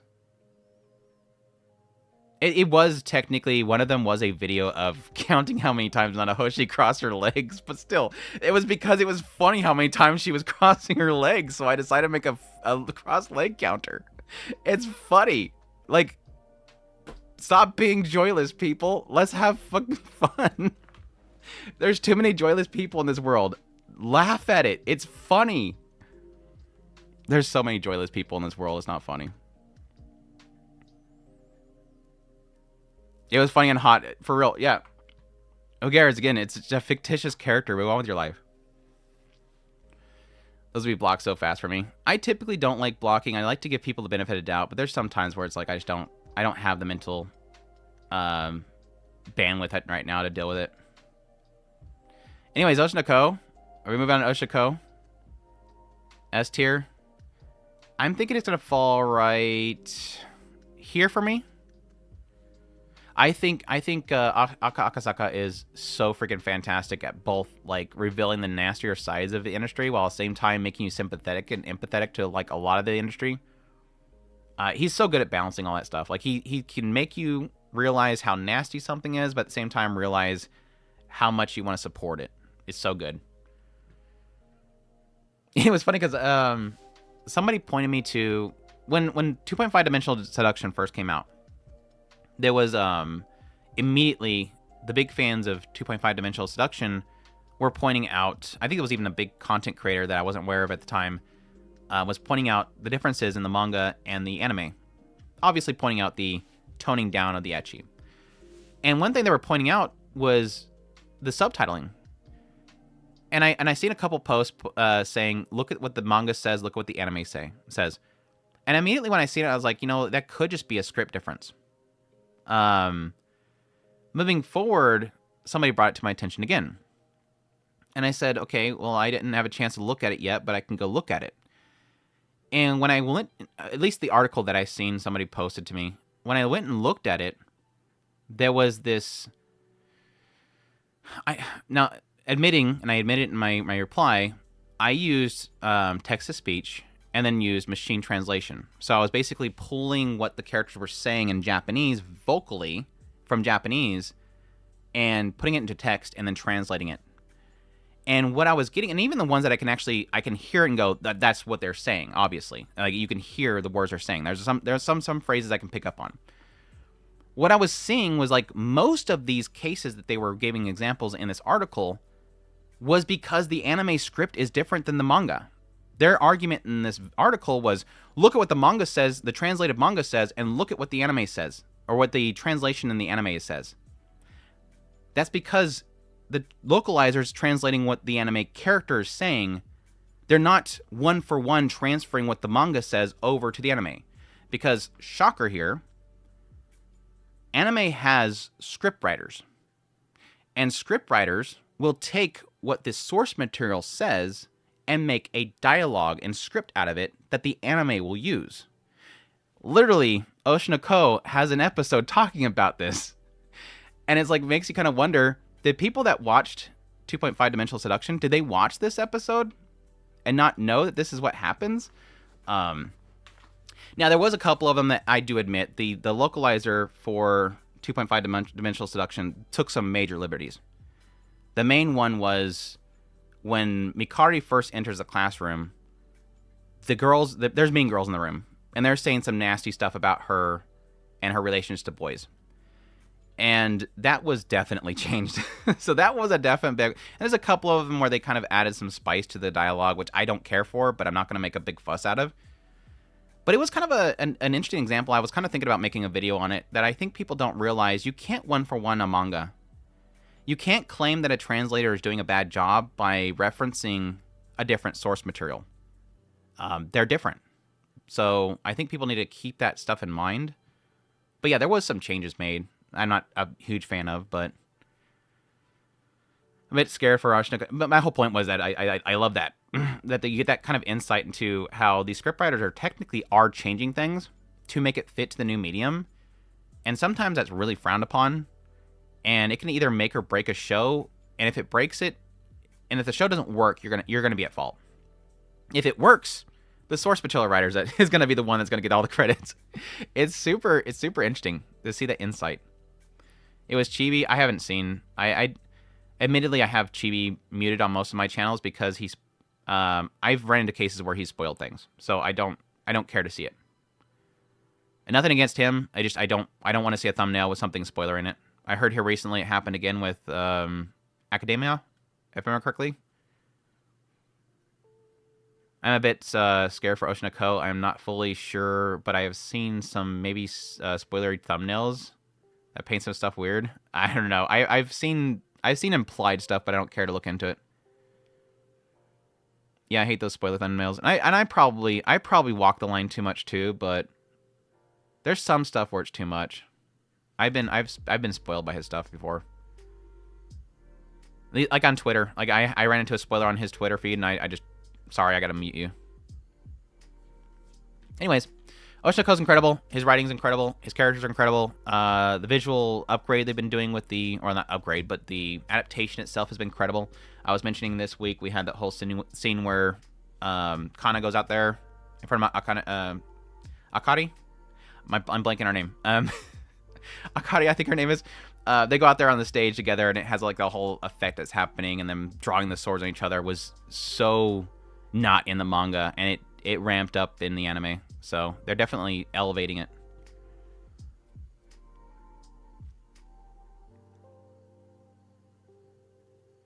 How dare you make a show better by artistic reasons? Yeah, it happened again for spoiler. Chibi has spoiled a bunch of stuff for me on Twitter. Not even subscribed. I hate the guy. Well, if you're on Twitter, and even if you don't follow him, he's probably going to end up on your feed a lot, because I'm assuming you're going to probably look at a lot of anime-related stuff.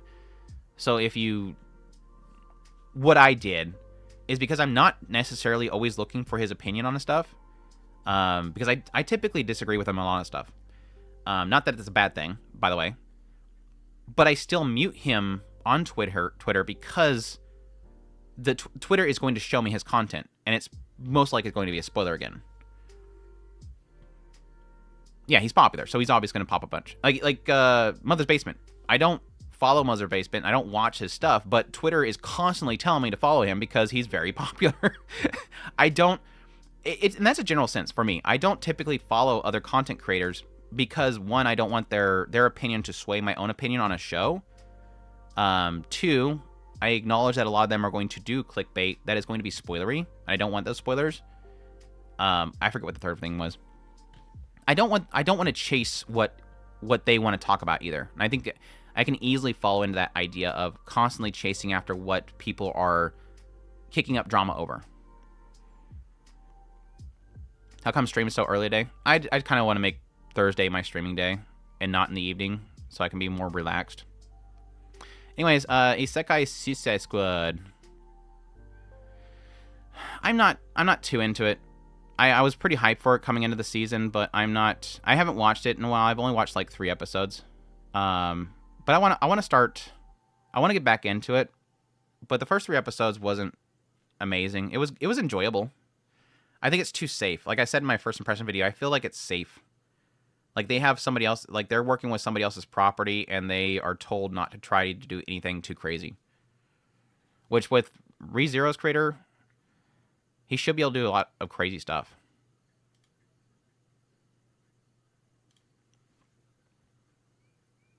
So I need to stop creating content? What?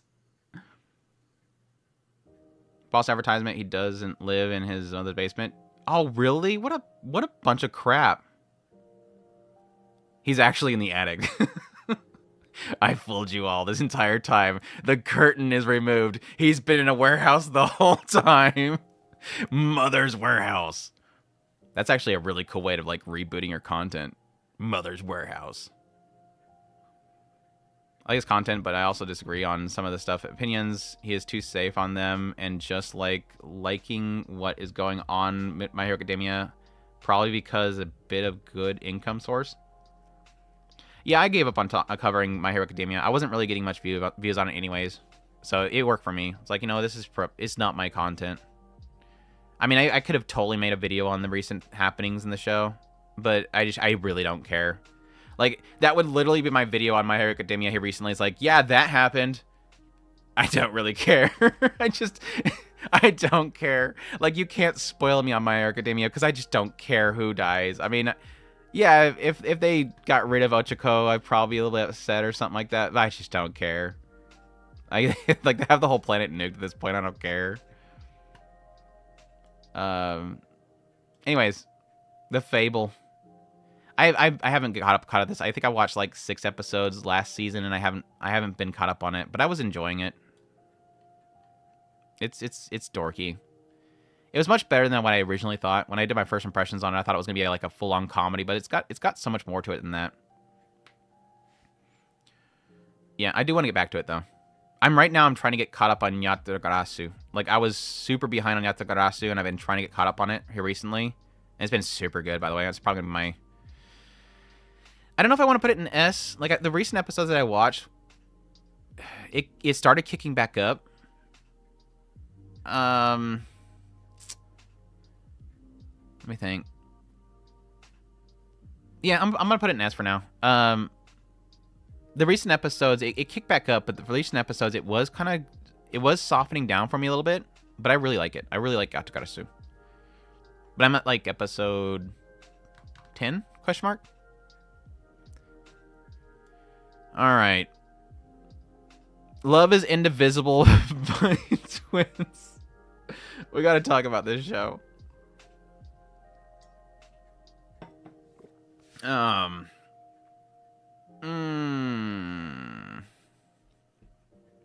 was describing this last night to a lot of people after I watched the recent episode, that Love is Indivisible is... It's like watching an oncoming train. You get your chair, and you set it down on the ground, and you sit down, and before you is this very slow moving train. Like, I'm talking, it's probably going 10 miles per hour. It's just slowly coming towards you. Just slowly coming towards you. And you know it's coming. It's even hitting its horn so loud, it's ear splitting.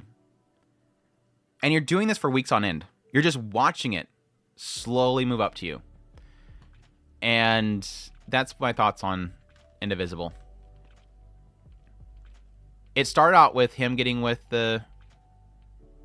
Oh my gosh, I'm blanking on names. Anyways, it starts off with him getting with the tomboy.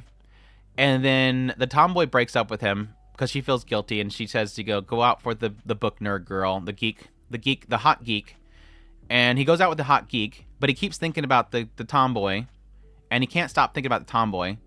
And I'm at this point now where I'm like, just break up with the hot girl and go out with the tom girl, and let's just end the show. Tomboy, sorry.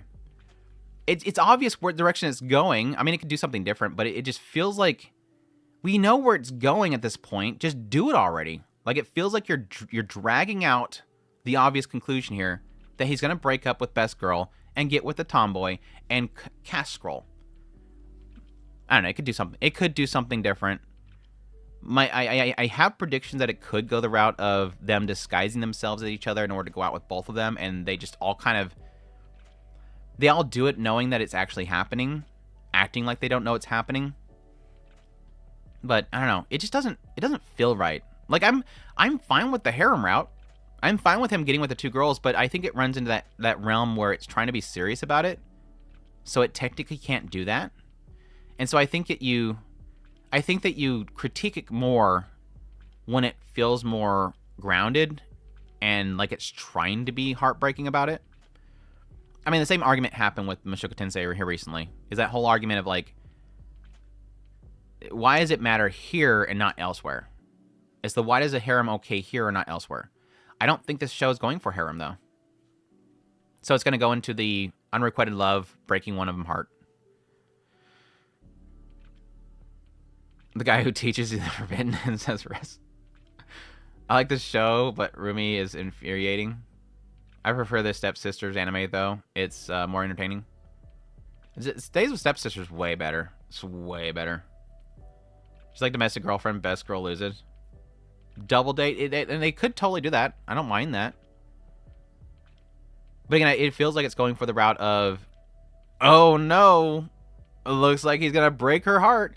I find it nasty because he's going out with best girl, fully knowing what he's doing, and he's dragging her along while literally hitting on his last girlfriend. Like, he's a scumbag. Like, he is an absolute scumbag for what he's doing right now.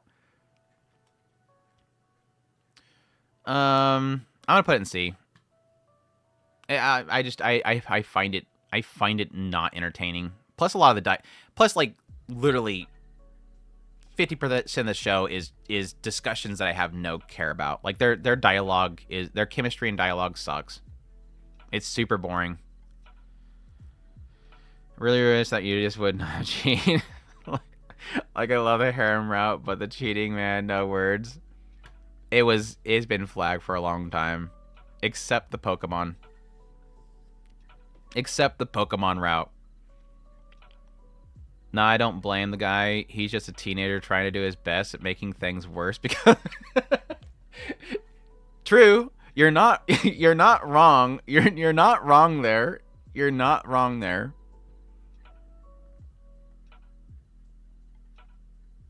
Going after the new trends is like going after endless spotlights. It is. I got kind of stuck in that for a while. Like not that I was trying to go for, or not that I was doing it, but I was wanting to do it. Or like you just every morning it's like checking feeds and looking for what are people mad about? What are people yelling about right now? It's exhausting. The reason why I find it exhausting is because I don't like. It's easy content.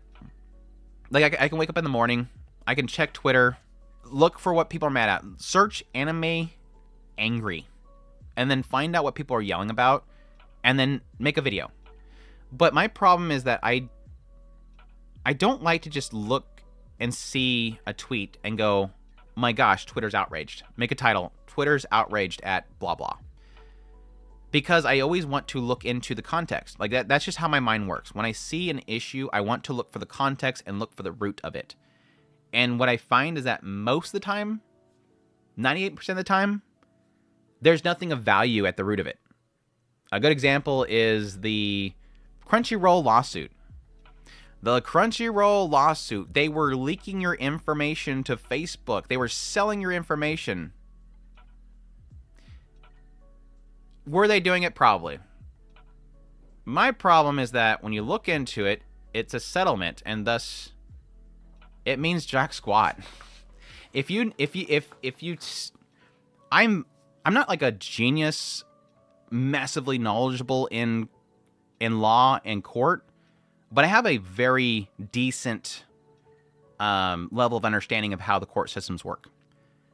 And if somebody comes to me and say, look, Crunchyroll was involved in a settlement, I say that literally means nothing to me. If you know how settlements work, that means jack squat. All settlement means is that they went to a court. They said, we have this lawsuit against Crunchyroll. And Crunchyroll's like, I don't know why they have a lawsuit against us. The court says, okay, well, try to figure it out yourself. That's literally what the court's saying. The judge does not want to get involved. The judge is like, I don't care. I want to go back into my office and watch my YouTube videos. I don't want to be in a courtroom to hear you guys complain about each other. So then Crunchyroll and this group they go into the room over here, or Sony actually, and they talk it out. And eventually what comes to the decision is Crunchyroll most likely says, or Sony most likely says, I'd rather not be stuck in 2 years of court hearings and spending $16 million paying a lawyer to do this. We'll pay you $1 million and you wrap up that case and throw it away. But what people see is that they paid out, and thus it's a guilty charge. It's not. It's not. It literally only means that the lawyers got paid a bunch of money, and Sony didn't want to go through long battles. That's really all it means. So again, if that wasn't settled, and there was the information of what happened was given to us, the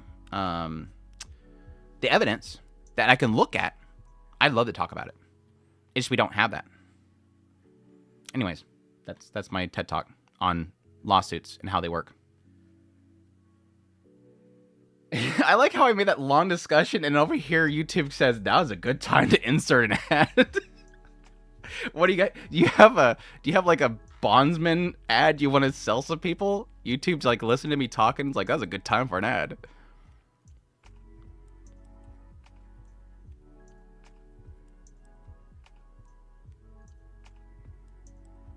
Isn't that true when it happens to you? That's also life. Oh, you guys are still talking about Mushoku Tensei. I started a rant about Mushoku Tensei for people. What was I doing? Did I finish the show? It was this. Okay, yeah. So Love is Indivisible. Let me take a quick break though. I want to stretch my legs. So I guess I'll do your ad. I'll be right back.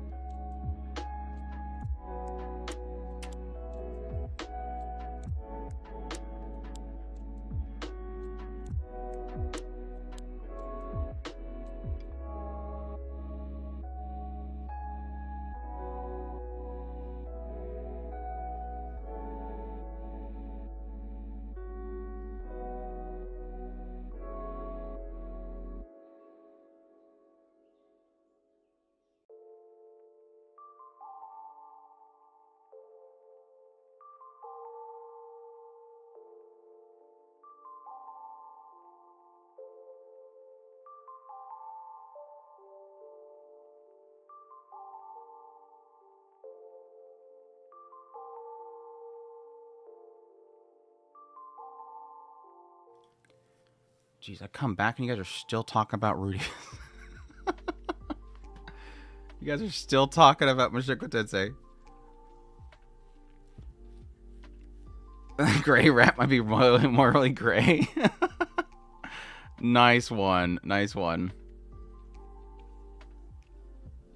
Yeah, somebody tweeted me that apparently another MasterCard fiasco happened. I'll have to look into that. Toa. Yay! More MasterCard crap. Take care, Dolan. Anyways, let's continue. The world that nobody remembers me. Why does nobody remember my world? It is a good sign of content. The fact that there's so much discussion around that is a good sign. It makes you think. Making you think is good. It's like a D. It's a nothing show. I have not been really interested in it at all. The writing's kind of flaky. It's not terrible, but it's not interesting either.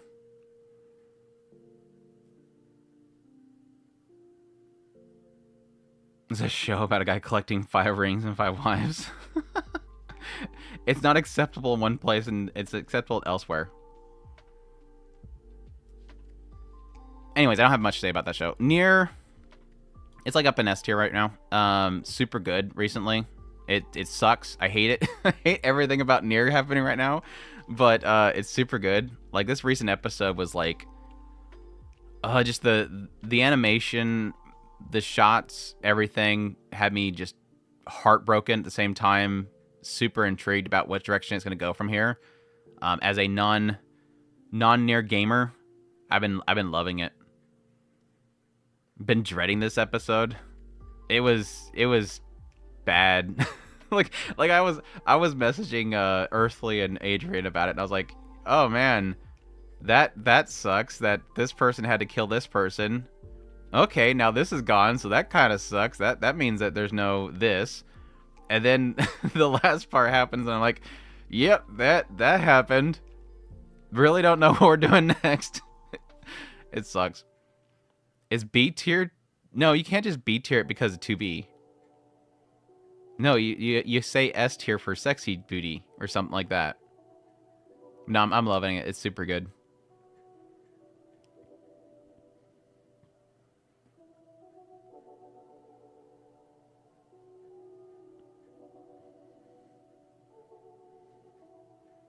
From here on, the game really starts. Yeah, I heard that it was like that's like the beginning, and it makes sense because in the anime they even had like almost like a cast scroll kind of thing happening, like the opening to a video game was happening. Like it had like all the little subtitles popping up on the screen. Still in fairness to the first season of Nier, it was really good. There was some blah parts, but for the most part it was really good. I like that concept of humanity and whatnot in robots. It's always been interesting to me, and the evolution of robots.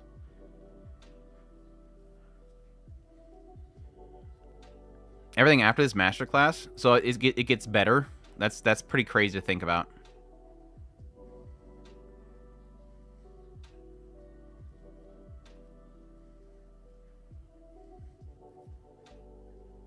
Should play the games on Steam at some point. Yeah, if I had time. I got Gearless gave me Grand Blue, and I'm like, okay, I gotta get time for that. I still gotta finish Mushoku Tensei. I might start doing that again on Thursdays. Get that all finished up. Like I finally got Sylphie on Mushoku Tensei, and I was like, okay, that explains how Sylphie's in the game. Dungeon People, it's cute. The visuals, I like the style of it and everything, but it's so boring. Like it's just not really doing anything with its concept. Like it has the potential to do a lot of really cool RPG stuff, but it's not, unfortunately.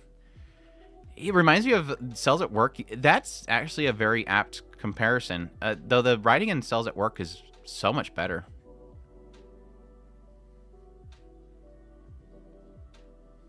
One thing I fear is that Automata has the best ending ever, and it can't be done as an anime. Yeah, the whole multi-ending thing. But they've been doing a lot of original stuff, too, so he probably want... Adrian might disagree with me, and he would probably know better, but I'm assuming they're probably going to do something different for the ending? Question mark? Like, what is the feeling for the Nier fans right now? Do you think they're just going to do a different ending? Because they've been doing a lot of original stuff, right?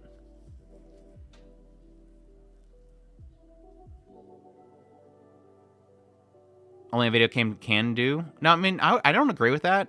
Because if the idea is that the game has multiple endings that you have to experience separately, they just do multiple seasons. But I don't see them doing that. I don't see them replaying through everything just to do every single ending, which is what you pretty much would have to do with Nier. Unless he'd let you skip forward. Can't be done in non-interactive. Multiple endings all leading to an ultimate ending, pretty much. Yeah, so they could do multiple adaptations, but I don't think that will. There's 4 checkpoints. Okay. But no, I really love it. I think Nier is fantastic. Dahlia. My in another world, my divorce proceedings. I'm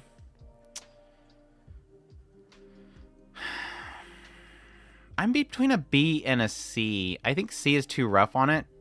So probably B, low B.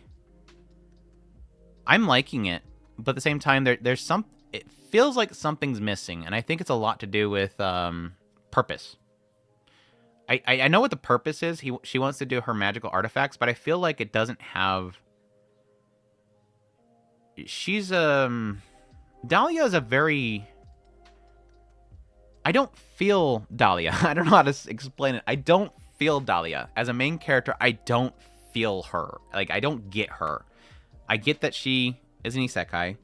I get that she got very involved with her father and magical artifacts, but I don't get her. Like, I don't get what makes her tick. I don't feel like she has a drive, and that might be the point, but I don't have something to root for. And I don't know if they're going to get that here soon, because the beginning episodes felt like it was just kind of an introduction. Like, the true story probably starts now. I mean, it's similar to By Earth. Like, these two shows right here, they feel like... I can't get them to stand next to each other. These two, like, have a problem with, like... It's good that we're taking our time, but it feels like I don't have a purpose yet. I mean, yes, technically By Earth, she wants to find her roots. She wants to find humans. She wants to become a nomad and all that kind of stuff. But everything so far has been introduced world. Has there been a conflict beside the X? Not really, besides just losing her father. And that's been most of it. It's just like, again, the divorce proceedings and the house and her patents and all that crap. Which it was expected. Final After Story did do multiple endings, and it didn't even cover really much any of it. So I guess to your point, it does accent the issue that I guess Nier would have as well. Is that Clannad never really did the whole story. The concept of Clannad, from my knowledge in it a little bit, is that you're supposed to do every single route in order to gain these things that all lead up to the perfect ending. And if you don't do all the stories to gather those objects to make the ultimate ending, it doesn't happen. So they basically did like the main one, they dabbled in each one, they did some after stories here and there. They did the after story for Nagisa, but they didn't really do the whole story. Dahlia is definitely a slow burn right now. I'm really curious how the story will push Wolf on her to interact. I don't know if I like Wolf too much. I mean, he seems goofy, which is kind of refreshing, but yeah, it kind of feels like if they do have something between the two of them, it's going to feel forced. We'll see, though. I mean, they could nail it.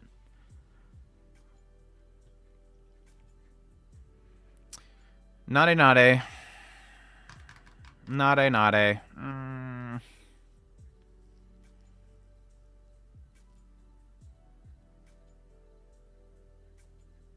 It started getting better here recently, but it has been pretty blah.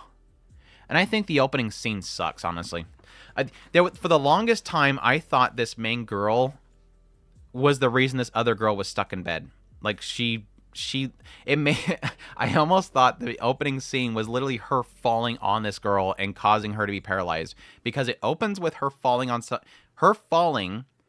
It cuts over to a shot where they're celebrating with the girl in bed, and then it cuts over to her visiting her at this facility where she's stuck in bed because she's paralyzed or whatever. And it's like, that totally made me think that she literally feels guilty for paralyzing her friend. And then come to find out, no, they're two different situations. Like, she didn't injure her friend. And then they're like, okay, that was really poorly put together. And, like, you don't find out until later on because she makes a passing comment that she got injured in middle school or something like that. So it's like, that doesn't line up. So they're two different incidents. Anyways, I didn't care much for it until recently. Like, recently, the recent episode I watched was decent. But at the same time, it just lacks something. Like, it really does lack something. It doesn't have PA Works' typical charm. It's very neon, which I don't really like its style too much. It's still fine, though. Thought so, but they did say that she was sick, yeah. It just felt weird. It was very weirdly placed there. Magical Girl and the evil lieutenant. S. I think it's S. I think it deserves to be an S. I really, really like it. It's turning out to be like one of my favorite when was the last time we had a good short? What was the last really good short that we had? It's been a while since we've had a good short. Like, well, it's been a while since we've had shorts, let's be honest. Like, we went for quite a few seasons with no shorts. Aho Girl? Aho Girl was a short? Was Aho Girl a short?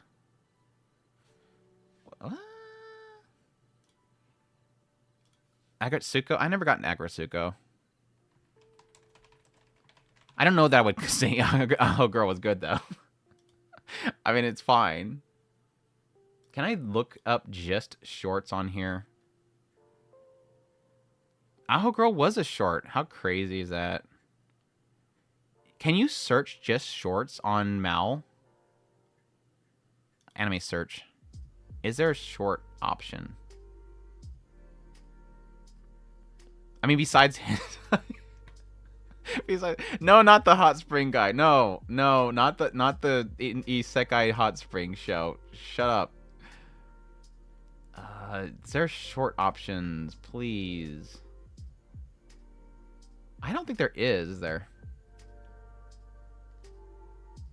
Let me try to search my anime list. Short. No. Anyways, like I was saying, though, it's been a while since we've had a short in general, but to have a short that's this good, it fits as a short. There's a lot of shows that I think would work as a short. Like, I think Nokotan would probably work better as a short. But this one definitely works as it, because it doesn't overstay its welcome. I think the show is extremely well put together. Bones is doing an incredible job with the animation. It looks gorgeous. Each shot, when it gets romantic or whatever, is super good. And the characters are great. I think the Byakuya is just super cute. My heart breaks for her and her whole situation with that stupid cat. The payoff of the cat was super good, even though I don't think he's gone, but it's good. And I can't wait for I think the next episode is supposed to have the magical girl, or dark magical girl, or she might be from the evil organization too. But I'm looking forward to her as well.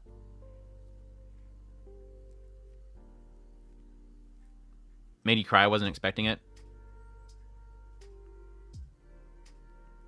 I will admit the last episode was super repetitive. With the other guy going out there with him, it did something fun with it, and the idea that this guy thinks that he's doing something incredible the entire time, and that he's trying to teach him the ways of taking down the magical girl. But it was like super repetitive because it kept going like, oh, this thing, and then he cuts over there and he says, oh, I'm doing this, and then he goes, oh, you're such a great evil lieutenant, you're so genius. It got super repetitive. I just wake up and you missed all these. You missed all these. Way of the House Husband was a short. Yeah, that was a really good one, but I still argue that the only reason it's good is because Kenjo Suda. Other than that, just read the manga. Like, that was like the worst adaptation ever. Nakama Forever 2 did like suddenly out of nowhere my thing just like start feeding out to a bunch of people. Welcome to the stream. All right, in another world with my 2 OP kids. I don't care for it. It's just barely animated. It's cute. It has its cute moments, but I just don't. It's not my cup of tea. There's not enough in it besides just the aspect of adorable kids punching things and saying cute things. But if that's what you need, then it works. I think a better version of that for me is probably the Lollies in a Dungeon, which is probably like a C for me. Just the cute lollies beating up stuff is fun. It's all it really does. It does it well. Only show that you dropped so far? Yeah, I dropped the end of the world with the lollies punching stuff. Makeine.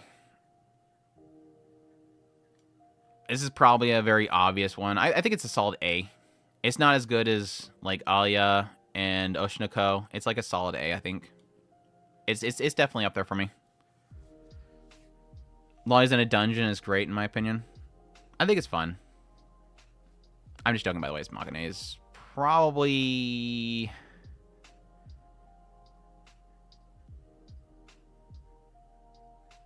that's a tough one. I don't know, with this recent episode, I think it probably beats... I mean, they're obviously doing different things. Like, these 3 shows right here are doing incredibly different things. So they're all, like, great for what they do. But I think this recent episode for Makeine is, like, was gold. Like, that recent episode of Makeine was super gold.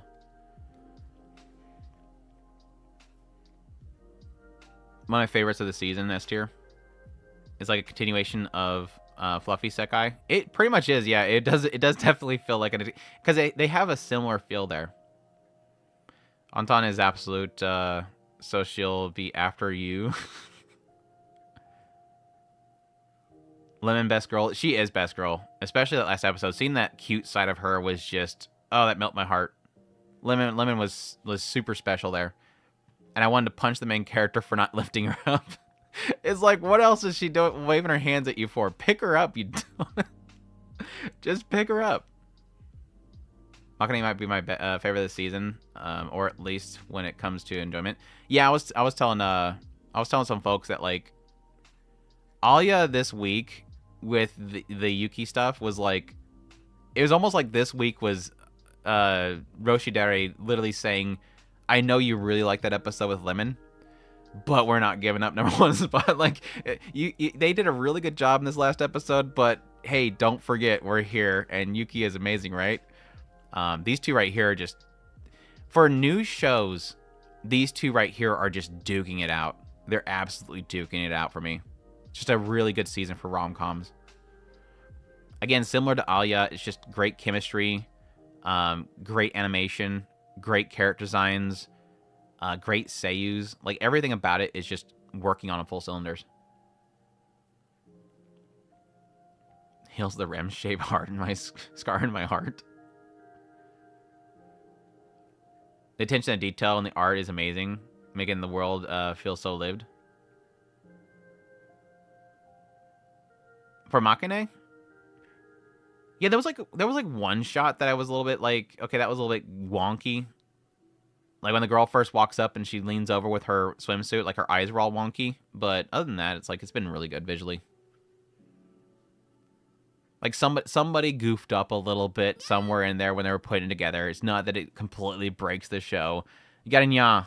What the fan art with the live stream with you eating super spicy ramen?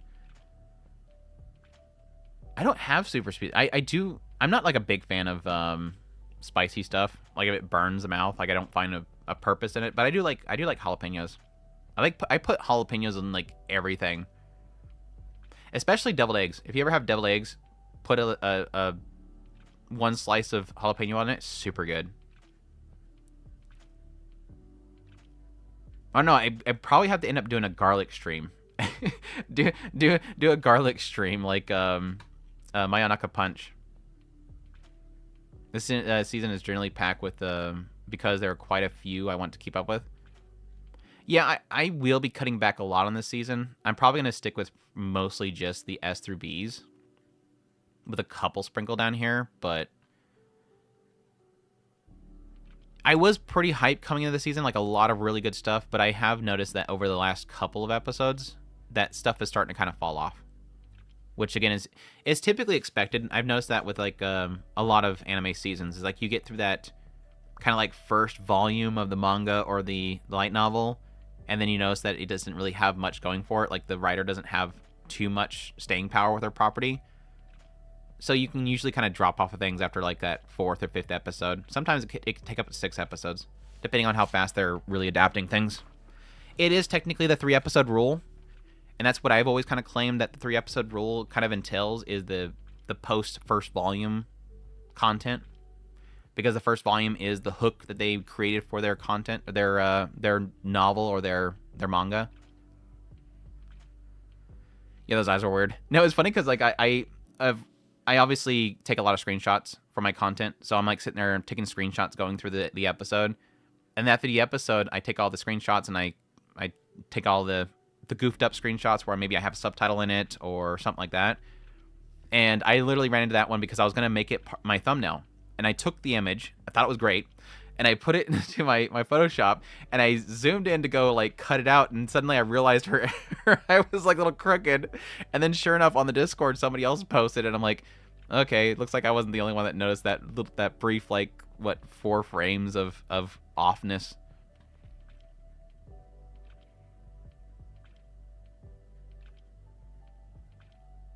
Oh, it was focused. Your eyes are focused. Well, that's like the whole feet thing. I was pointing out to people that, you know, great tan on Lemon, but they messed up because her feet weren't tan, or her feet were tanned when that's her tracksuit tan, and she runs in her shoes. So unless she's running barefooted, she's gonna have untanned feet. And everybody's like, well, I didn't notice it because I was looking at something else. Literally, the shot is nothing. I guess they could have been looking at her calves, so maybe the calves of her was deflecting off of her feet, not being her feet being tanned.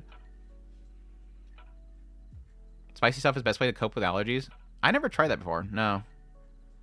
Only Nier anime, it makes me cry with the third time playing through the game 2 times. It's been good. This recent episode was super good. What's a good recommendation you have besides Otokonoko and Spice and Wolf? Any of these up here. If you want rom-coms, these 2 are fantastic. Like, really, really good rom-coms. Dead Demon Destruction is it's like half slice of life, half sci-fi, and it's super good. Like, if you like that kind of blending of uneasiness with trying to move on with your life, it's super interesting. Great style to it. Yatagarasu, if you like politics, super politics heavy. Like, massively. Like, backstabbing, inner court, the nasty side of royalty kind of stuff. It's super good, that.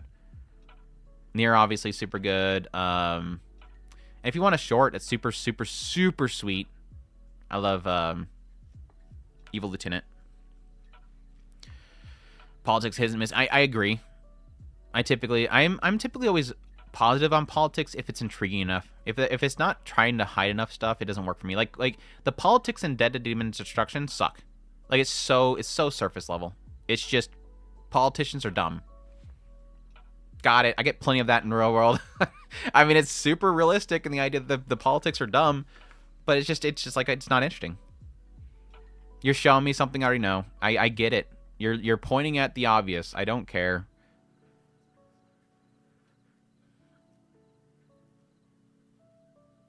More annoyingly, Tama from No Longer Allowed is barefoot or bare paw in the manga. Really? That's weird. Feet lovers cry out. There's been a lot of feet this season. There's a lot of feet this season. There's a realization of the feet thing. I'm not into it, but I get it. With the Fill the Void left behind by Mashiko Tensei and Frieren.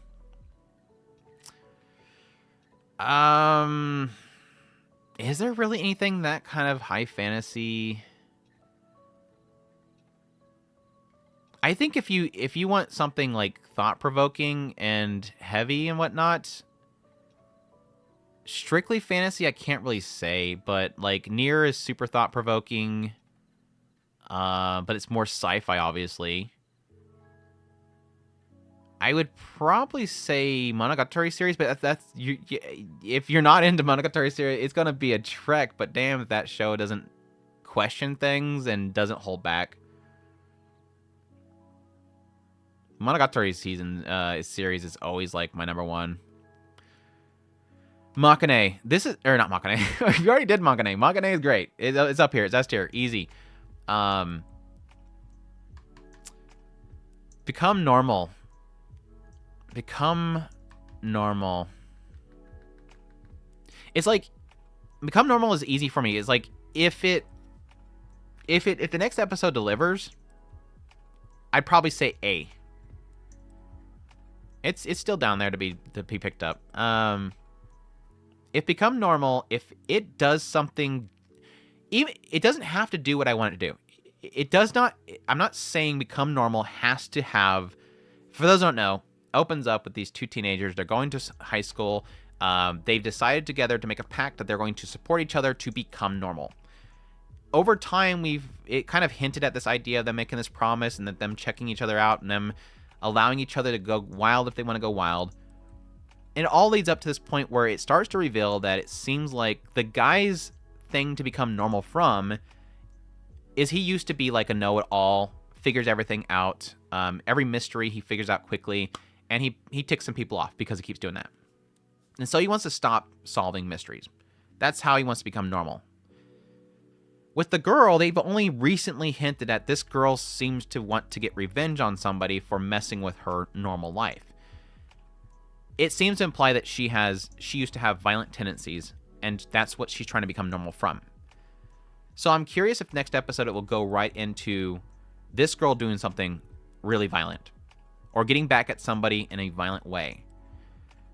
It could be interesting, and they could start to make better mysteries for them to get into now that it seems like they may start accepting their old selves again. That could make it better. But if cut the next episode, they start trying to solve mysteries about how to mix cocoa with 3 mugs again, I'm shutting the show off. Because this show has the worst mysteries ever, and a lot of the focus is those mysteries being solved. And they're stupid mysteries. They're really boring mysteries. So they need to ramp up the mysteries, and they need to have her thing that she's trying to become normal from be something decently interesting. Shoot, make her violent. She doesn't have to get violent, but at least get violent with it. Maybe show her history. So if it delivers, it's A or S. Because it's equally as slow as Days with My Stepsister. It's just a mystery-based one. If it doesn't deliver, and it goes right back into crappy mysteries, it's like a C or B. Like its only value is how gorgeous it is. Like, it's a very beautiful show. But if it doesn't deliver, it's garbage.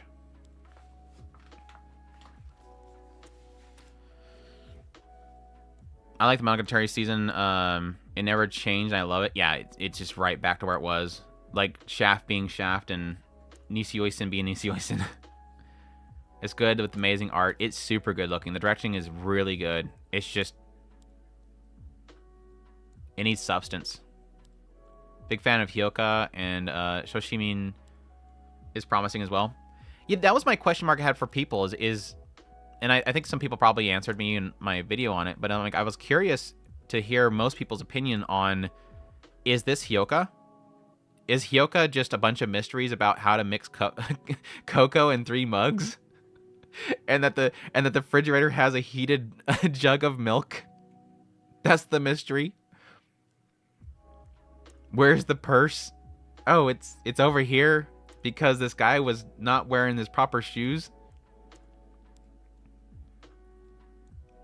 Because I have Hyokai, I just never watched it. I bought the Blu-rays intending to watch it and I never did. Because it wasn't legally available at the time and I didn't want to go out of my way to get it. Self-development anime usually are good. Does this one count? It seems to be going that direction. Whether it delivers on that or not, that's the question mark.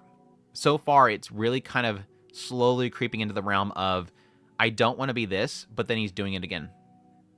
So, would you call it development? I don't know. How to fix that show? Yandere. Yeah, I'm all for it. If she wants to go crazy. Now, she's not yandere. She's just violent. Like, she's not. I mean, she could be being yandere for her cake. Because the dude did smash up her cake. And that could be why she goes violent. Considering how Yoka was, the mystery will probably only go up a level or two and remain the same. So just be a little bit more complicated, but not like they're not solving a murder mystery. They're just solving more complicated things that are mundane, everyday things, basically. Because I felt that's basically how I feel. Like the show is basically really good looking mundane life, but looks really good. And girl in really cute goth Lolita outfits.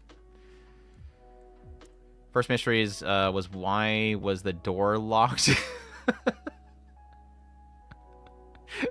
Why? Who locked the door for the club room or something? Yokai watches this show with mystery. Yeah, I dabble a little bit into the Yokai Watch when Final Fantasy had a crossover. Puzzle mysteries. So it's Monday life puzzles, not again murder mysteries and break-in mysteries. Elf. Chubby elves. Chubby elves. It's like a C. It's barely animated. It's the other short. It's the other short this season. It's got the chub, it's got the ecchi, but it's just, I think its biggest problem is it's not funny. Like I loved the dark elf and the elf bickering in the convenience store. Super good scene. I think when they get multiples of these girls that are kind of bumping heads, it's really good. Because another example, the dog girl, when they brought her in the picture, was a super good episode. I love her kind of getting swept up in the commands of a dog because she just kind of, she subconsciously has made him into the beta male basically of her pack. So she just like goes super dorky about that. Or alpha, sorry. Daily live puzzles are not that surprised. Unforgivable sin for ecchi, neither funny nor sexy. Yeah, it's got some good shots, but for the most part, it's not that good of ecchi. Like it's not trying. But again, I'm not like a big super like plus size fan of ecchi, so it's not like it's gonna work that much for me. B for busty. No, it's in C for chunk. It's in C for thick. This is the extra C for thick. Yeah, this isn't thick. This is like thick with 50 C's. Is it an American show showing how you can go fat from eating? I mean, it does get kind of interesting how it does technically simplify a lot of the ideas of taking care of yourself. I do find that kind of charming about it. Was Please Tell Me Dagako-chan is short? Question mark? I think it may have been maybe an 18-minute. Meaner. 18-minute. Yeah, it was a 7-minute. Really, 7 minutes. I thought it was at least a 13. That was a super good one, though. That was 2016. Holy crap, dude. That's 8. That was 8 years ago. That was 8 years ago.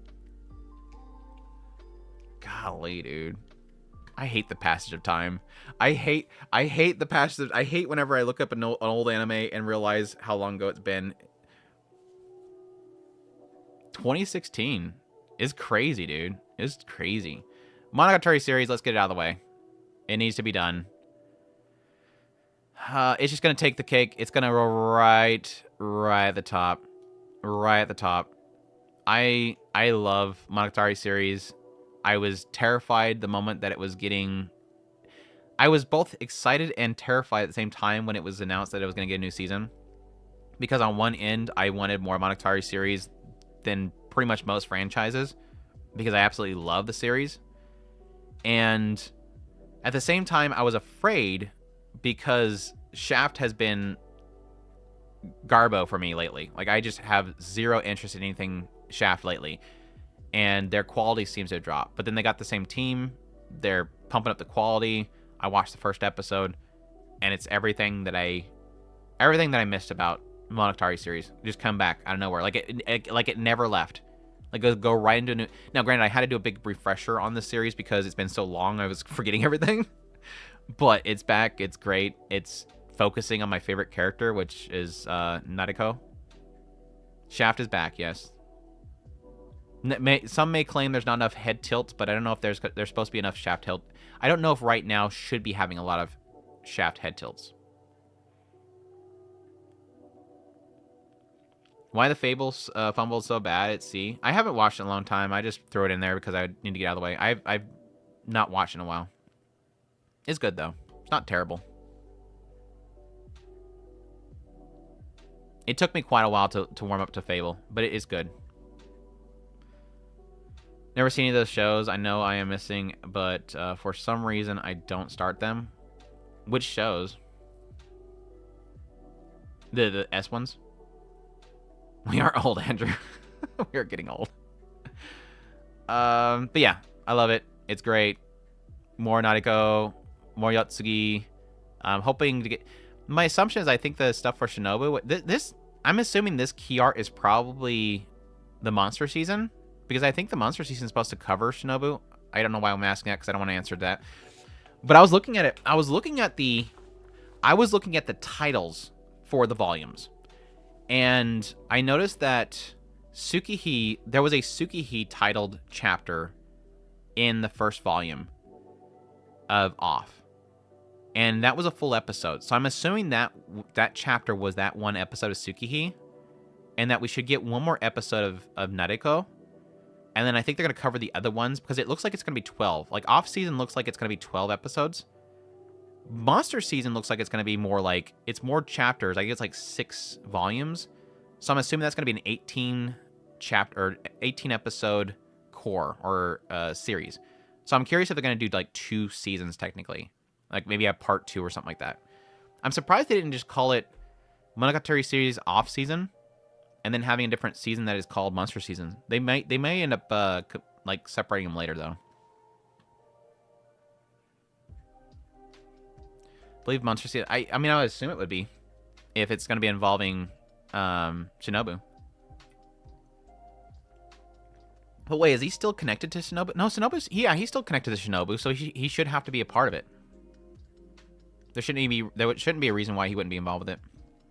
I know. I miss Araragi a lot because I think his chemistry with the characters is golden, but I have been liking sort of just doing a side thing without him for a little bit. Anyways, yeah, that's great. The Demon Lord's army, Lieutenant something is a I forget what the title is. It's a stupid show. I mean, it's not terrible. It's not terrible, but at the same time, it's not very... It doesn't have enough in it that I'm interested in. So it's just, whatever. Like, I can do with it, do without it. I want to finally make it. It's finally time. It's finally time. I went this long into my list, and it's finally time. It's time to make it. It's time to make it. It's trash. Basically a garbage version of Offeretta. New tier. We've made I went this long without making the trash tier, and it's finally time. I don't think anything else that before this is not required. Nothing in D really requires a trash tier. Just this show. I mean, it can probably put the human... No, I think the human one's fine.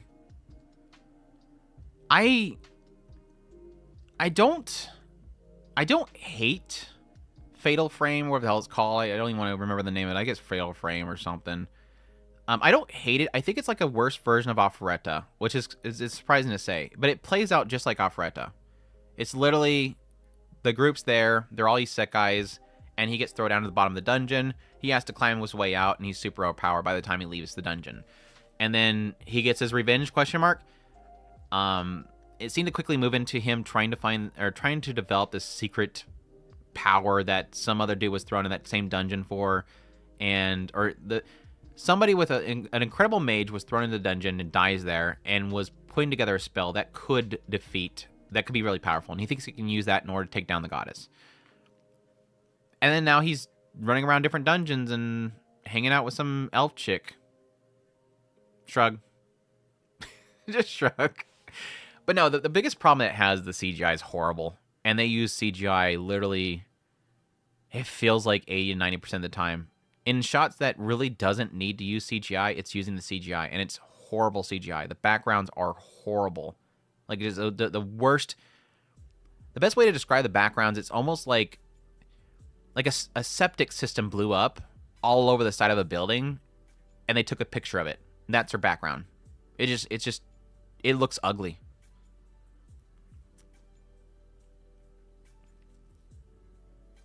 That's crazy because that show is one the Crunchyroll keeps trying to recommend. Oh, they're probably on the committee for it. Let's see. Let's find out.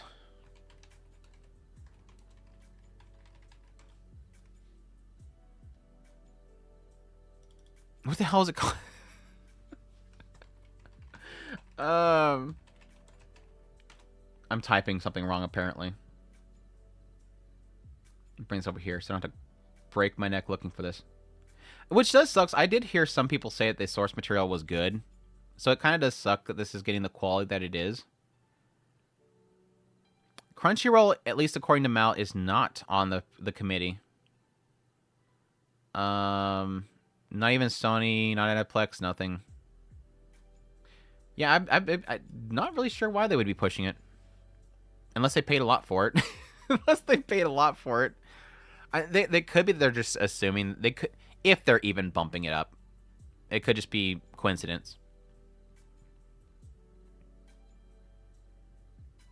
Ephraim is a mage assassin types who are tired of dealing with the trinity of DPS tank healer. Yeah, and this show has technically been trying to get into something about him being like always a bad person. He's always been hiding it and stuff like that. It just kind of comes across as pretty cringy. It could be popular on Crunchy because of the whole like Edge Boy stuff. I know the Edge Boy stuff works really well for a lot of people. It doesn't work for me. Like when it got into the whole thing where like my life has always been horrible, I've been abused, which yeah, sucks. But then I try to turn it into some like character development moment where it's like suddenly mask off moment. It's like, sure, I guess that works that way.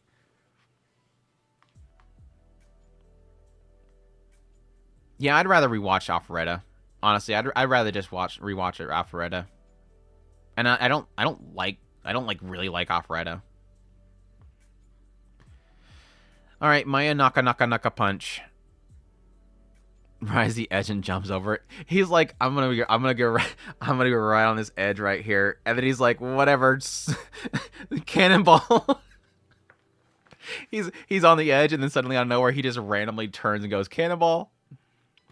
Anyways, Myaka Punch. I really wanted to like this show. I was super excited for it. I think I put it in my top most anticipated shows of the summer season.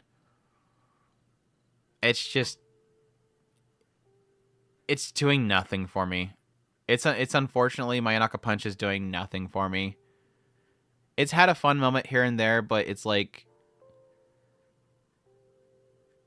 besides the first episode being a decent intro, it's just doing nothing. Like it's not fun. It's not funny. And like I said, I really want to like it. I'm going to keep watching it because I really want to like it. But Fu's episode was really good, though. Fu's episode was good. I haven't finished it yet. I was like right towards the end and I had to do something else. I got call away. But I was really liking Fu's episode. I mean, it was predictable. Fu's episode was extremely predictable. But it was a good little twist there. No one is likable. I agree, sort of. Like, half the cast is unlikable. Like, Fu's okay. I forget what her name is. The cute little lolly vampire is super cute. The main character is very unlikable. Like, but that's the point. Like, my assumption right now is they don't want you to technically like the main character. She is technically a toxic piece of garbage. But the idea, the assumption is that she's going to grow through this experience. Like, she's going to realize that she is at least 80% responsible for her own failures. I think there is an element of the other girls that she was a part of being part of the problem as well. Especially the quiet, gentle girl from her previous team. I'm assuming that she's a passive-aggressive type. But still, I don't think she's supposed to be likable, but I think she's growing. But it's just not entertaining. Like, the moment-to-moment of that show so far has not been entertaining, so I want it to be better. I hope it gets better. Oh my gosh, why is it... There's two shows. There's two shows in the trash. There you go. Admittedly, full disclaimer, I've barely watched an episode of it. Like, I very quickly realized what this show was from the beginning of it, and I skimmed towards the later parts of it. I made an assumption of what they were going to do. The moment I confirmed that assumption, I stopped watching it. This is what I'm gathering from what I've watched. It is a death game that does not want to commit to death. And those are a quick turn off for me. Like, I'm going to shut that off so freaking fast, I don't even want to invest my time into it.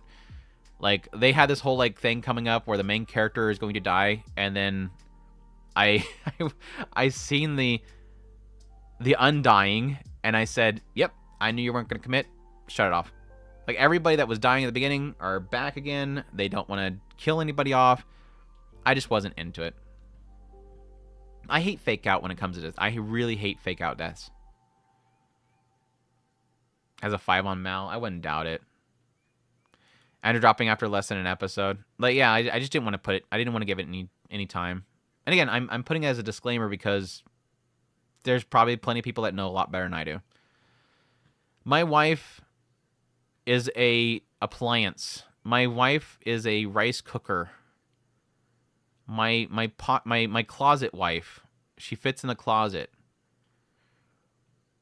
I'm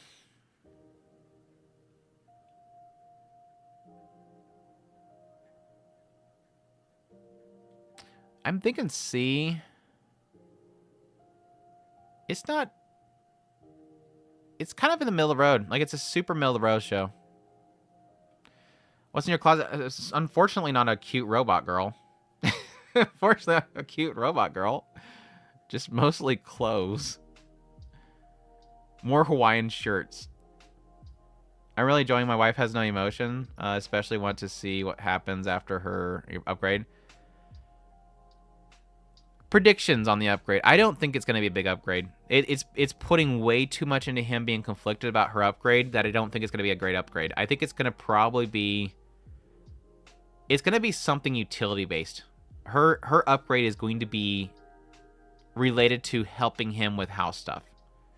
Like, it'll probably be like an extra arm. No, it won't be an extra arm. It might be an extra arm. I was trying to think of the other... When I watched that episode, I was trying to think of what has happened that she didn't have something to help him with something. She's obsessed with being underwater, so it might actually be the upgraded... It might actually be the upgraded depth in water that she can go into. Because she keeps bringing it up. I can see it being strictly just the mouth. But I don't think it's going to be a full body silicone. Because he's already kind of expressed, or at least he's conflicted internally about having that change in her. Like, he wants to accept how she is now. I like that this actually is a deep discussion to have with a stupid show, but it's about the only deep discussion to have is really the prediction on what she gets. It could be the lips because there was so much emphasis put in that. But yes, he is pretty clear on that he doesn't want changes. But that is partly because it is it's actually decently cool concept to consider that there is an internal conflict within a character to have some change within the person they love. Because the idea here is that he wants to love her for what she is, but because the show is about a robot girl that can be upgraded, she can be changed. And if it's something that she wants, would he accept it versus not want to push the idea that he accepts her for what she is? Like, yeah, Super Mina was super cute. Like, if he could have a Super Mina, why wouldn't you have a Super Mina? If she could be upgraded to a Super Mina, that's great. She has so much expression. She can show that expression. They can cuddle. She can possibly not break his bones every night. But if he accepts that he wants a Super Mina, that means he doesn't love her for what she is. It's kind of one of those, like, it's kind of a dorky conundrum to have. What if your wife could be upgraded? I can see it being lips. I can see it just being more utility around the house. To do more stuff around the house. Edie has her walking in the rain, so maybe extra battery power. Or maybe some way to photosynthesize, not photosynthesize, but like a system where the water runs through the system in the body and it, like, runs through these little propellers to generate energy. I really like the show. It's a solid show. The Edie shows are expressing, though. I don't recall. I think the Edie does show her smile, question mark. But I don't know that they're going to have her get an expression because it's the whole... The title, again, this goes back to, like, the whole thing with... what was it? Alya? Speak sometime in Russian? Can you have the character... Can the wife get expression when the story is titled, My Wife Shows No Emotion? I don't know. It kind of kills the title. But you kind of want her to have emotion. If I upgrade my wife, then it's not my wife anymore, or is it something? Well, no, I mean it's it's like the whole conundrum where the wife comes up and says, "Would you like me better if I had a bigger chest or whatever?" And you're like, "Oh damn, this is a trap." In the mind of the husband, it's immediately, "Damn it, I'm screwed." If I say yes, then that means I don't love her how she is. If I say no, then that means I'm against what she wants to do. Or I don't want her to improve herself or something like that. Like, there's like a million things goes to the mind. Like, the options lay out. And then you hope that day live is a real thing. And there's this Radagascar or whatever that's just feeding you options.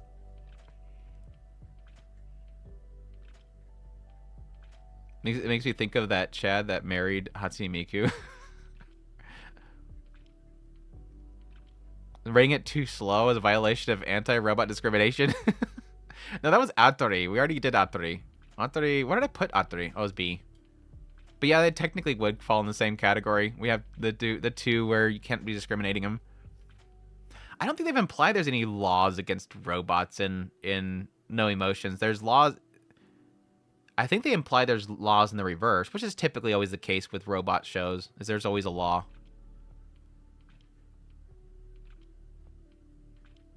Title can be how the robot starts, doesn't have to be how she ends. Well, yeah, eventually she's gonna get emotions probably, but I would assume that her emotions are eventually gonna come from self-evolution. They've already implied the idea that she is she was a rare build, and I think they also imply that she has some special software.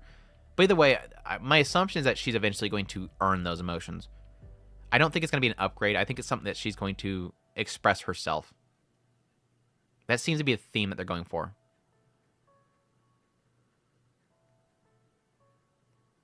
There are no laws against the Pokemon. There needs to be. Sakana.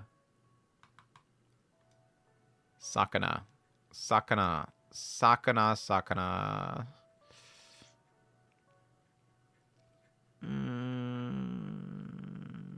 I think A. A or B.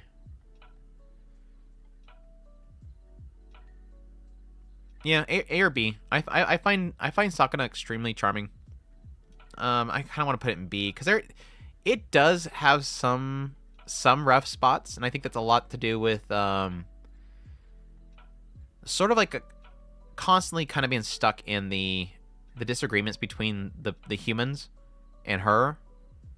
But I think it's extremely charming. I like the style of it, and I think it is technically starting to build into something good with the characters kind of working together. Whether or not the show is going to have a payoff, I think is my biggest concern. I mean, I had a concern that it's a video game adaptation, so I assume the writing's not going to be that great. But it technically has worked very well for an anime format.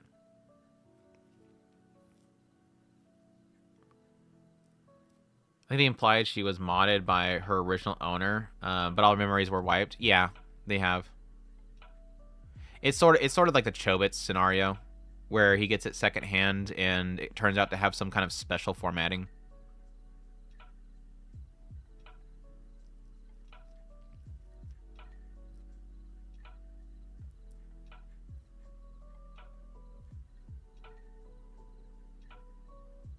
I'm more surprised at how readily accepting the sister is to the brother's relationship with a robot. Yeah, it seemed to imply that she is sort of like the best way to describe it is kind of a Fujoshi character. It's an archetype character that is overly, they like weird ships. They are the type that likes weird ships. There's another show this season that has the same archetype character. Which show is it? It's the idea of somebody that just wants to see oddities, wants to see any sort of type of odd relationships, and they want to see they want to see how it plays out. And they're really intrigued by it. There's another show, I forget which one it is, that this season actually literally has that same thing going for it. But it honestly, every character in it feels like. It feels like this series is going, or My Wife Shows No Emotions. The series is definitely going for. It's not trying to say something about it. I guess the best way to put it. It's not trying to say some grand thing about should they or not get together, because it feels like every single person they run into is accepting of it. Like he talks to the coworker, and the coworker picks up on it quickly. Like, yeah, sounds good. And he didn't ask Mina about it. Yeah, everybody seems to be cool with it. It doesn't seem like this is like something that's going to be being pushed against. Don't get me wrong, I'd date 2B in a heartbeat, but family, you'd expect to be much more concerned, following more conservative paths. It depends on the setting. They haven't really got too much into the setting of that world.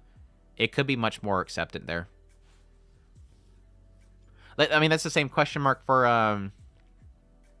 Atori that they'll probably get to eventually. Is in that world, did they get the androids so far that people started to date them and stuff? I mean, we literally have that happening in this world. Yes, it's still taboo in this world. In our world, it's still taboo. Like if you told a random person on the street, "Hey, did you hear about the guy that married Hatsimiku?" They'd probably be like, "What's a Hatsimiku?" You'd explain what a Hatsimiku is, and they go, "Why the hell did they do that? Like, what is this guy? Is this guy mental?" But we'll get there eventually. I have no doubt. I mean, it seems like more and more people are into the idea of like dating AI and stuff like that. So it's not too much of a stretch. But no, the idea because they're family that they'd have more conservative path. No, I don't see that. It just depends on her individual thought process around that.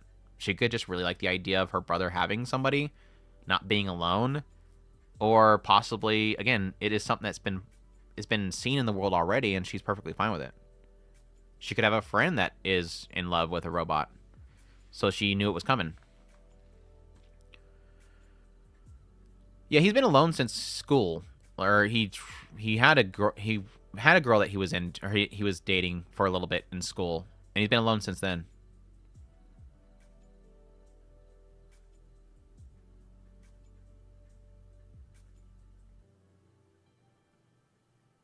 Has an interview with the guy that had feelings for Hatsimiku. It's the most interesting thing I've seen in her entire life.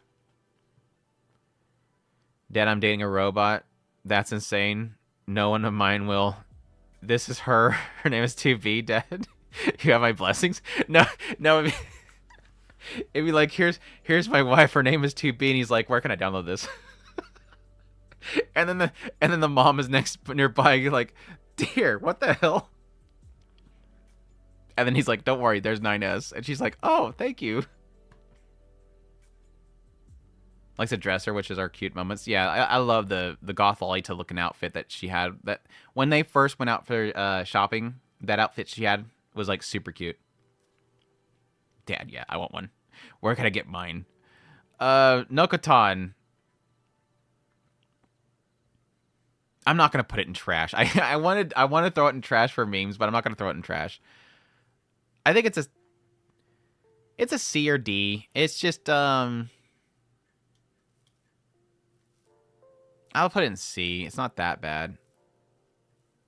The thing with Nokotan is it's not a bad show. It's just it's not for me.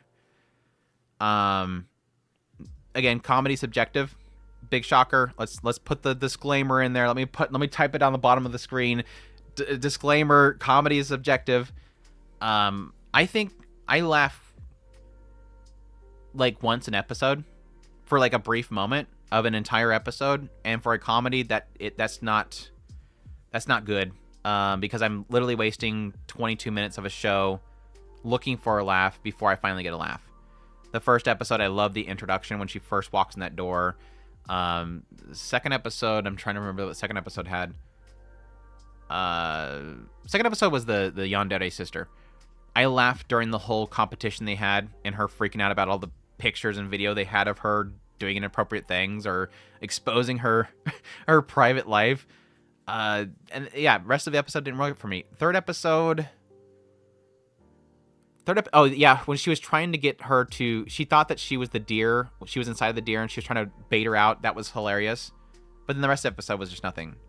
So like I have a moment in every episode that I laugh, and the rest just doesn't work. So it's not a bad show. It's just it's a comedy, and the comedy's not always working for me, and that's really where it kind of sits.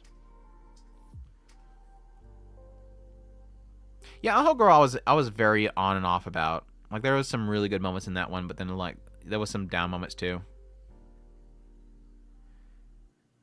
Off the top of my head, I'm trying to think of a short that I laughed a lot with. Gakko-chan, for sure, was hilarious most every moment. Recorder and Ronzo was really hilarious, too. It did get repetitive at some point, if I remember correctly.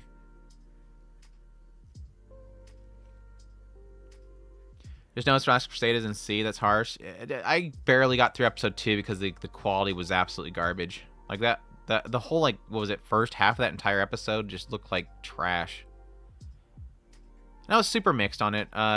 Super mixed getting back into it because I'm kind of lost with it. And I love the first season. I really, really enjoy the first season, but I don't know why the second season's not working for me so far. It just feels like they're forcing him to get with another girl, which is his sister. And it doesn't feel like they're getting into the concept here, which is the overthrowing of the mages people. I understand what they're doing. They're trying to do this coup and whatever, but it almost feels like they're just kind of forcing a love triangle thing in the middle of nowhere, and the quality is just not there. Yeah, so yeah, it's not his finest. So remember when you didn't like your Uramichi Onisan? Yeah. Welcome back, Dragon.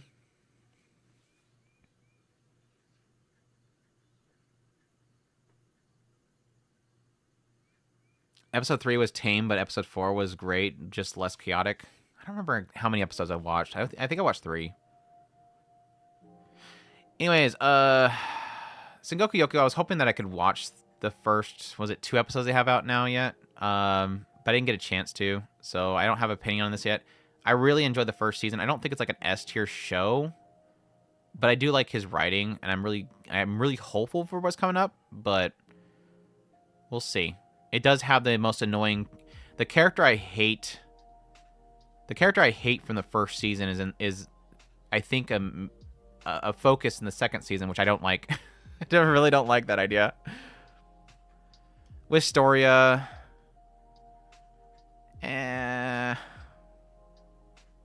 it's good. It's not great, but it's good. I'm gonna put it in B for now. Hopefully it gets better here coming up.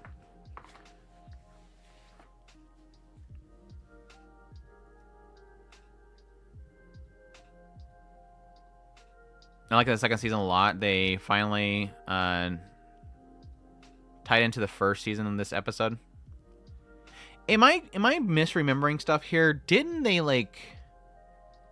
Unless I'm thinking of a different show. In the first season of Last Crusade, did they not, like, unlock some crazy weapon that came out of nowhere? Where did that go? Am I misremembering the first season? It was like some... I forget exactly what happened there. The ending of the first season, if I remember correctly, was like, it felt very off. Like, out of nowhere, suddenly, like, this world-ending thing pops up and they resolve it. But I could be thinking of a different show.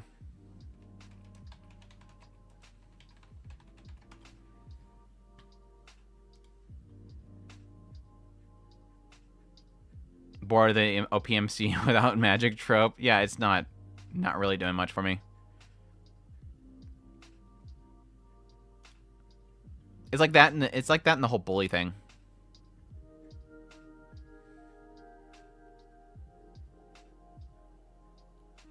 It was like some weird chick that came out of nowhere, and she was like a lolly, super powered chick that he had to overcome. It's on Crunchyroll. Is the first season on Crunchyroll?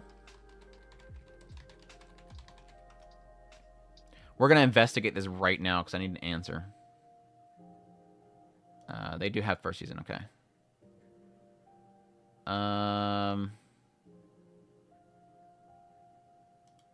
Hopefully I can mute this before it plays on the stream. Mute! Okay. Kanakawa might get me for that brief little clip. Let's see. Yeah, this is the end of this, I think. Unless I'm just thinking of a different... I could be thinking of a different show, honestly. I would not doubt that. This is the first episode... Why? I didn't click on the first episode. First season. Episode 12. I did click episode 12. Why was that the first episode?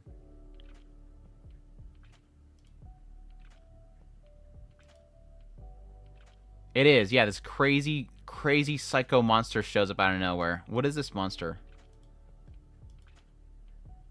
Was it the sister? That was the sister? The monster they fought was the sister? Well, that explains where she came from. I don't even remember that. How long ago was this? It feels like it's only been 2 years since this came out. It was the sister. Okay, now I feel dorky.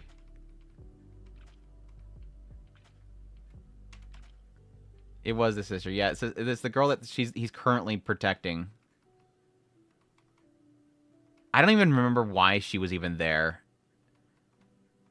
I want to say they're basically just trying to cause them to... They're trying to cause them to go into a war. Anyways, that's funny trying to figure that out. It's been so long. Anyways, should I do best girl? We're gonna try. We could try to see if I can do best girl. Did I organize this all right? Yeah, better than that. That's better than that. That's better than... These are kind of in the middle. Like, these two are, like, interchangeable, honestly. Yeah. I think these are all in order pretty well. I probably put Nier right here, maybe. Yeah, I probably put Nier right there. I don't know if I want to do the whole best girl list, but I kind of want to do... I kind of want to do some of it.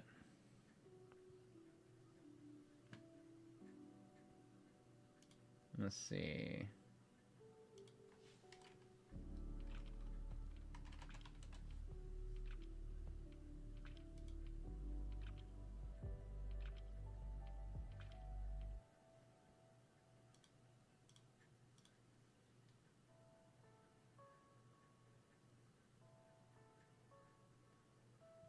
Did I completely drop? Am I back now?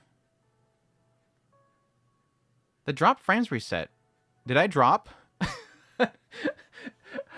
Is my OBS just lying to me? It showed a bunch of drop frames.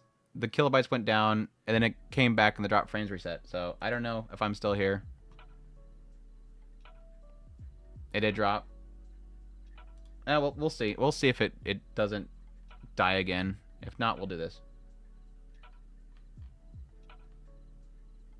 Presentation mode.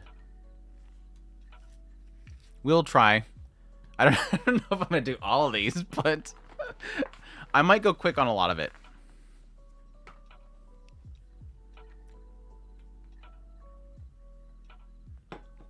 Got buffed for a little bit. It looks fine now, so we'll see.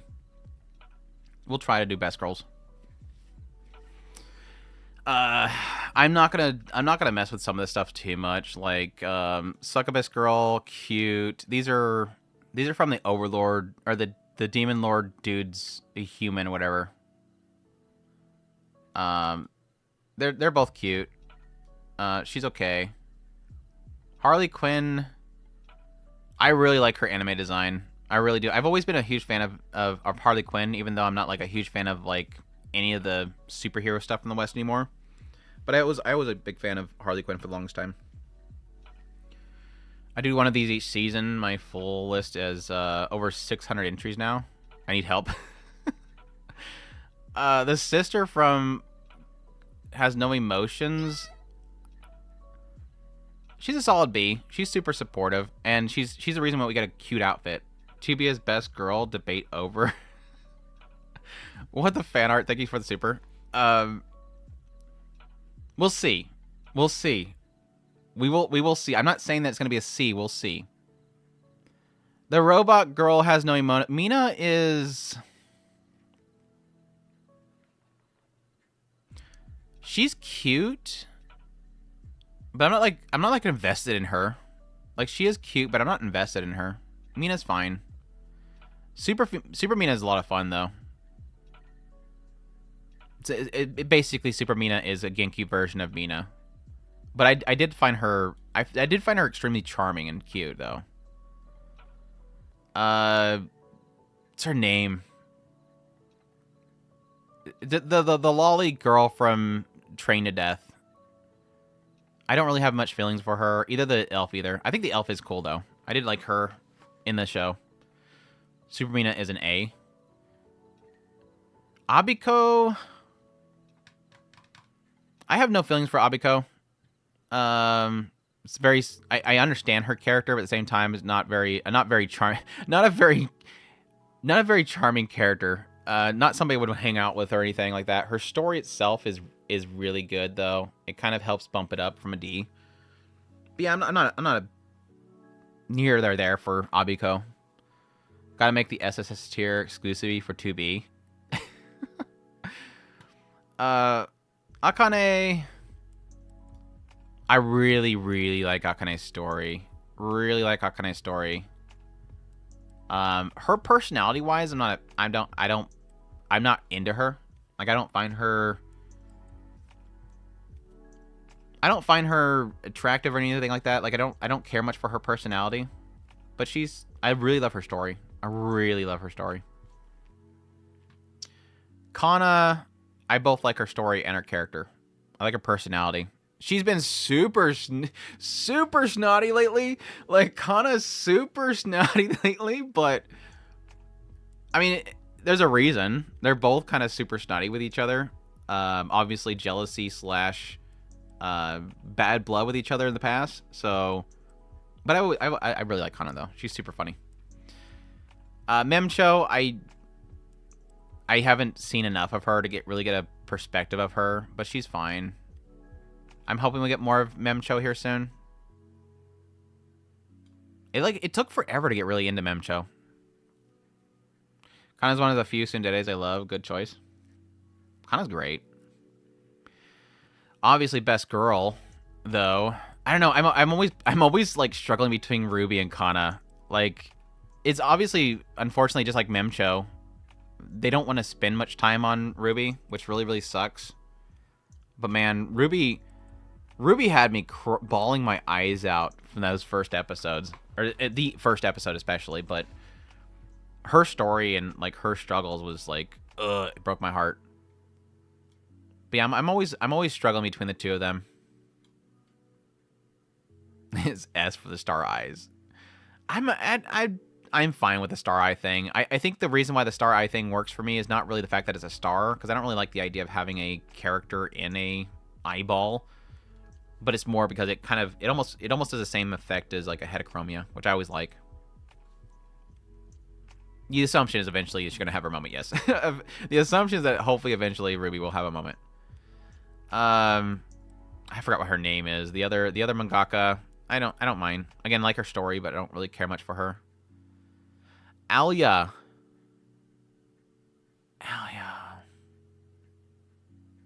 Is Alya S tier for me yet? I don't think so. Like, she's super, super cute. And the first episode was like chef kiss.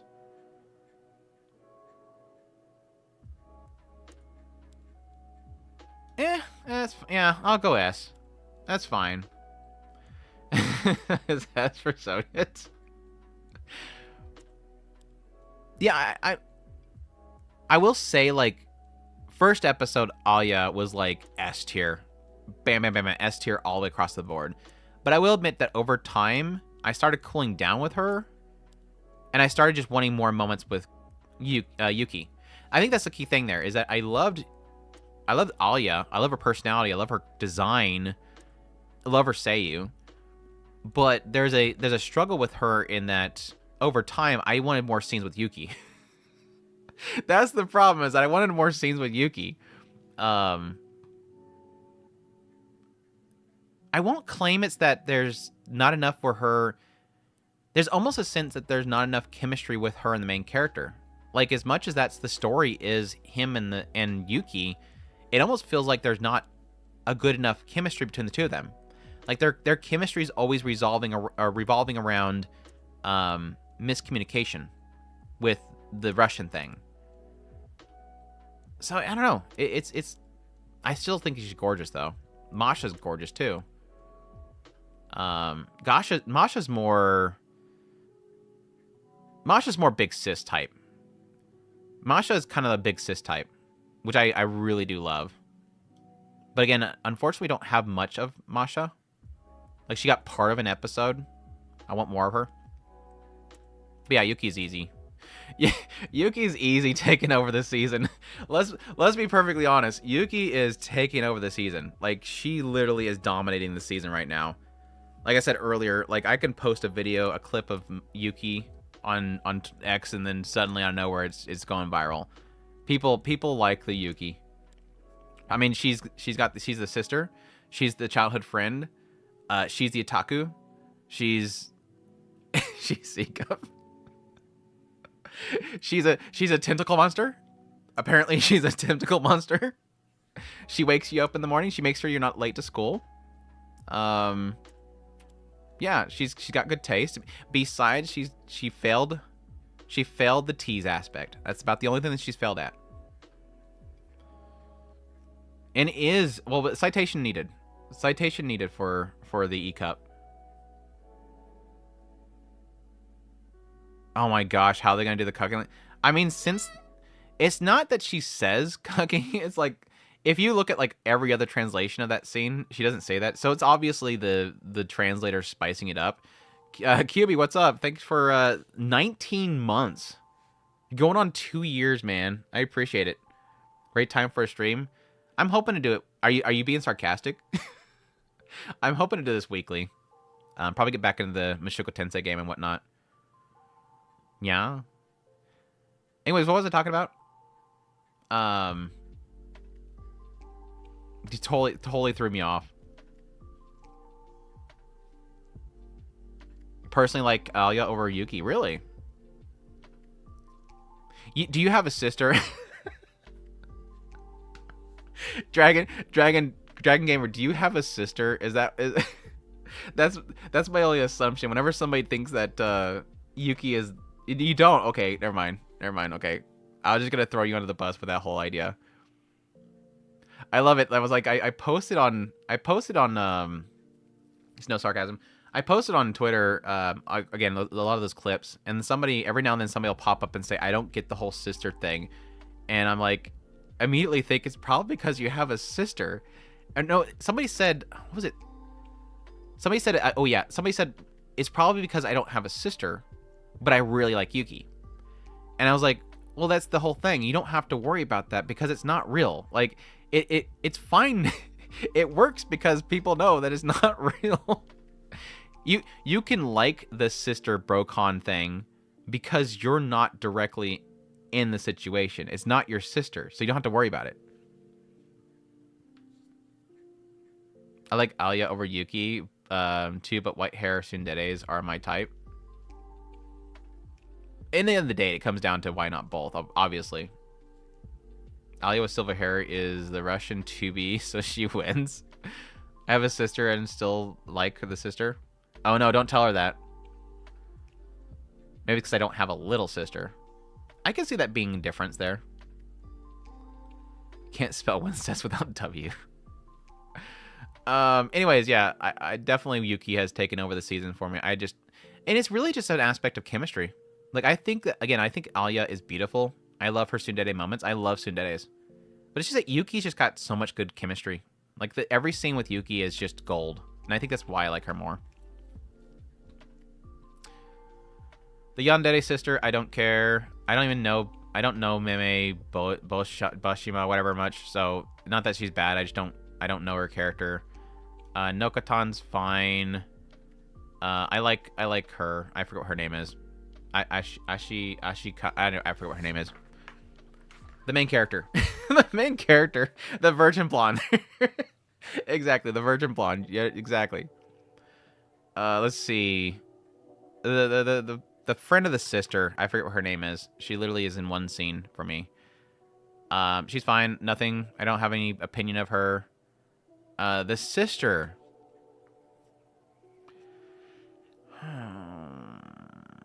The sister.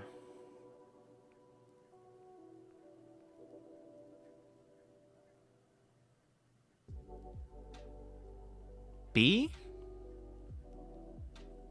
I don't know if I'm fully sold on her yet. Maybe A. Maybe B. I think I'm going to go with B for now. I kind of want to put her in A just because to fill it out. We'll put her in A for now. She might drop off into B if I get too much in A. I'm very intrigued by her character. I want more of her character. But yeah, I think I need a little bit more. The coworker, I don't... She's fine. I'm not, like, sold on her yet, but she's fine. She is kind of turning into the big sister, like, coworker, forever alone, offers the advice to the main character, and never gets any love for it. she's literally the Cupid that's at work that will never have love herself, even though she really badly wants it. 2.5 is seduction. Mikari. Mikari, right? Mikari, right? Not Akari. Why am I thinking Akari? It's Mikari, right? I should bring up my cheat sheet. There's too many characters to remember their names. My Rin Tosaka of the cosplay show. I think I'll put her in A, and I want to put both of them in A. I think I like them both equally. It's kind of one of those rare situations where I think I like both of them equally. I think, like, if you stop the show now, personality-wise, I would probably go to Mikari over Ridisha, because Ridisha is cute, but at the same time, she's a little bit too oblivious.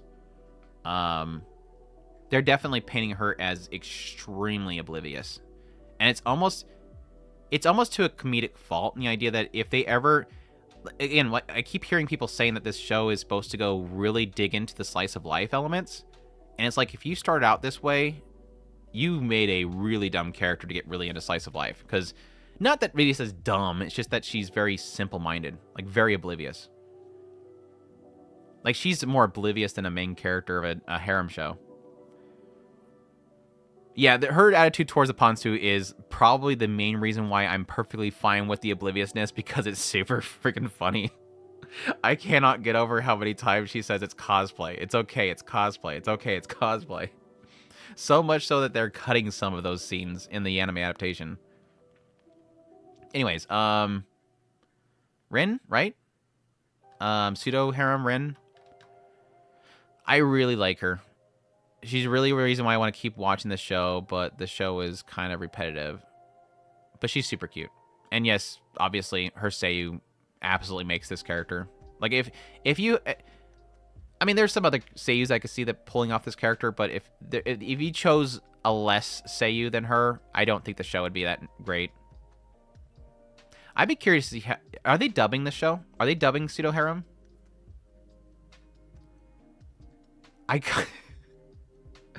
I kind of want to check a dub for this. It could probably be the cringiest thing ever. I want to check now.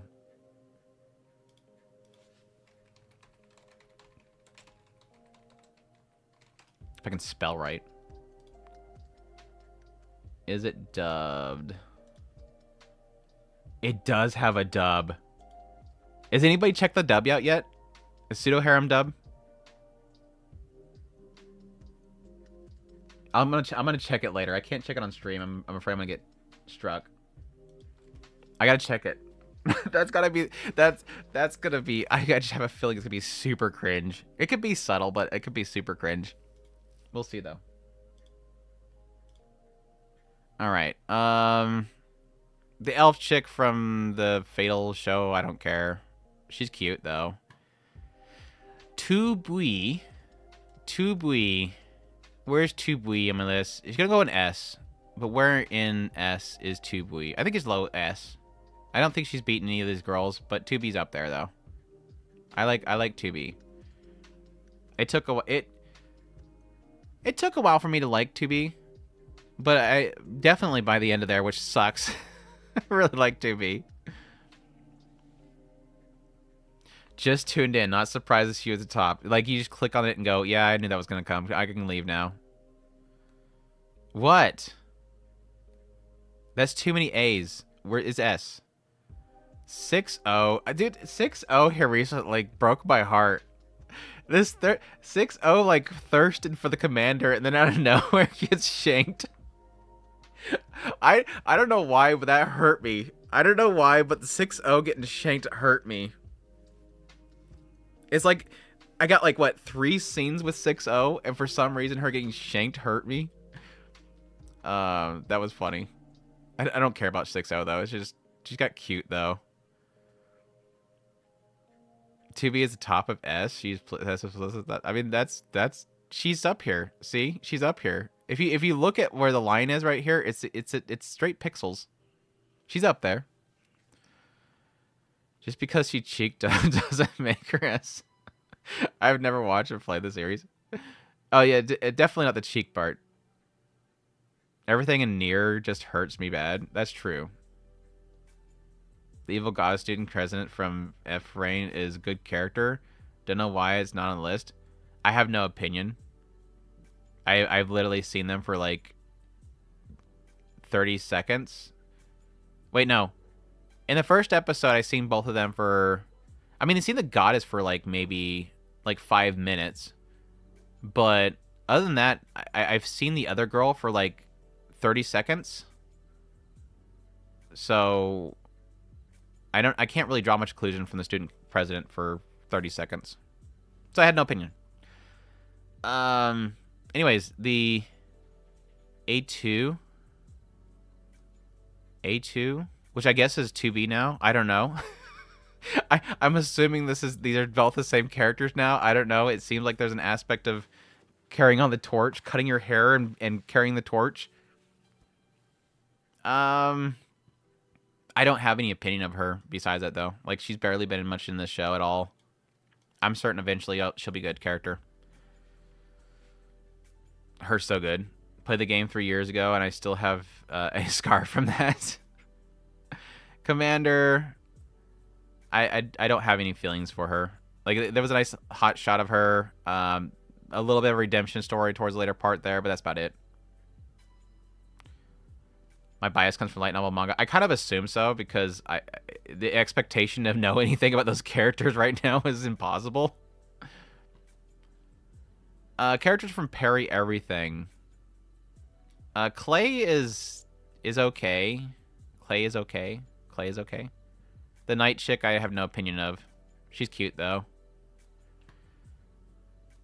Who? Oh, this is the girl from Otokonoko. Otokonoko. I was like, who the hell is this? Oh, that's right. She's honestly one of the reasons why I'm not watching the show. She just doesn't work for me. I mean, I find her positivity for the main character, or for what's his face, really good, but I find her obnoxious for the show. Belle's okay. She's kind of cute. She just wants friends. She's overpowered. Clay in that show, honestly, don't really care. She's kind of a nothing. The villager girl that I cannot remember her name. She's cute, but I don't really have much feelings for her. Dahlia?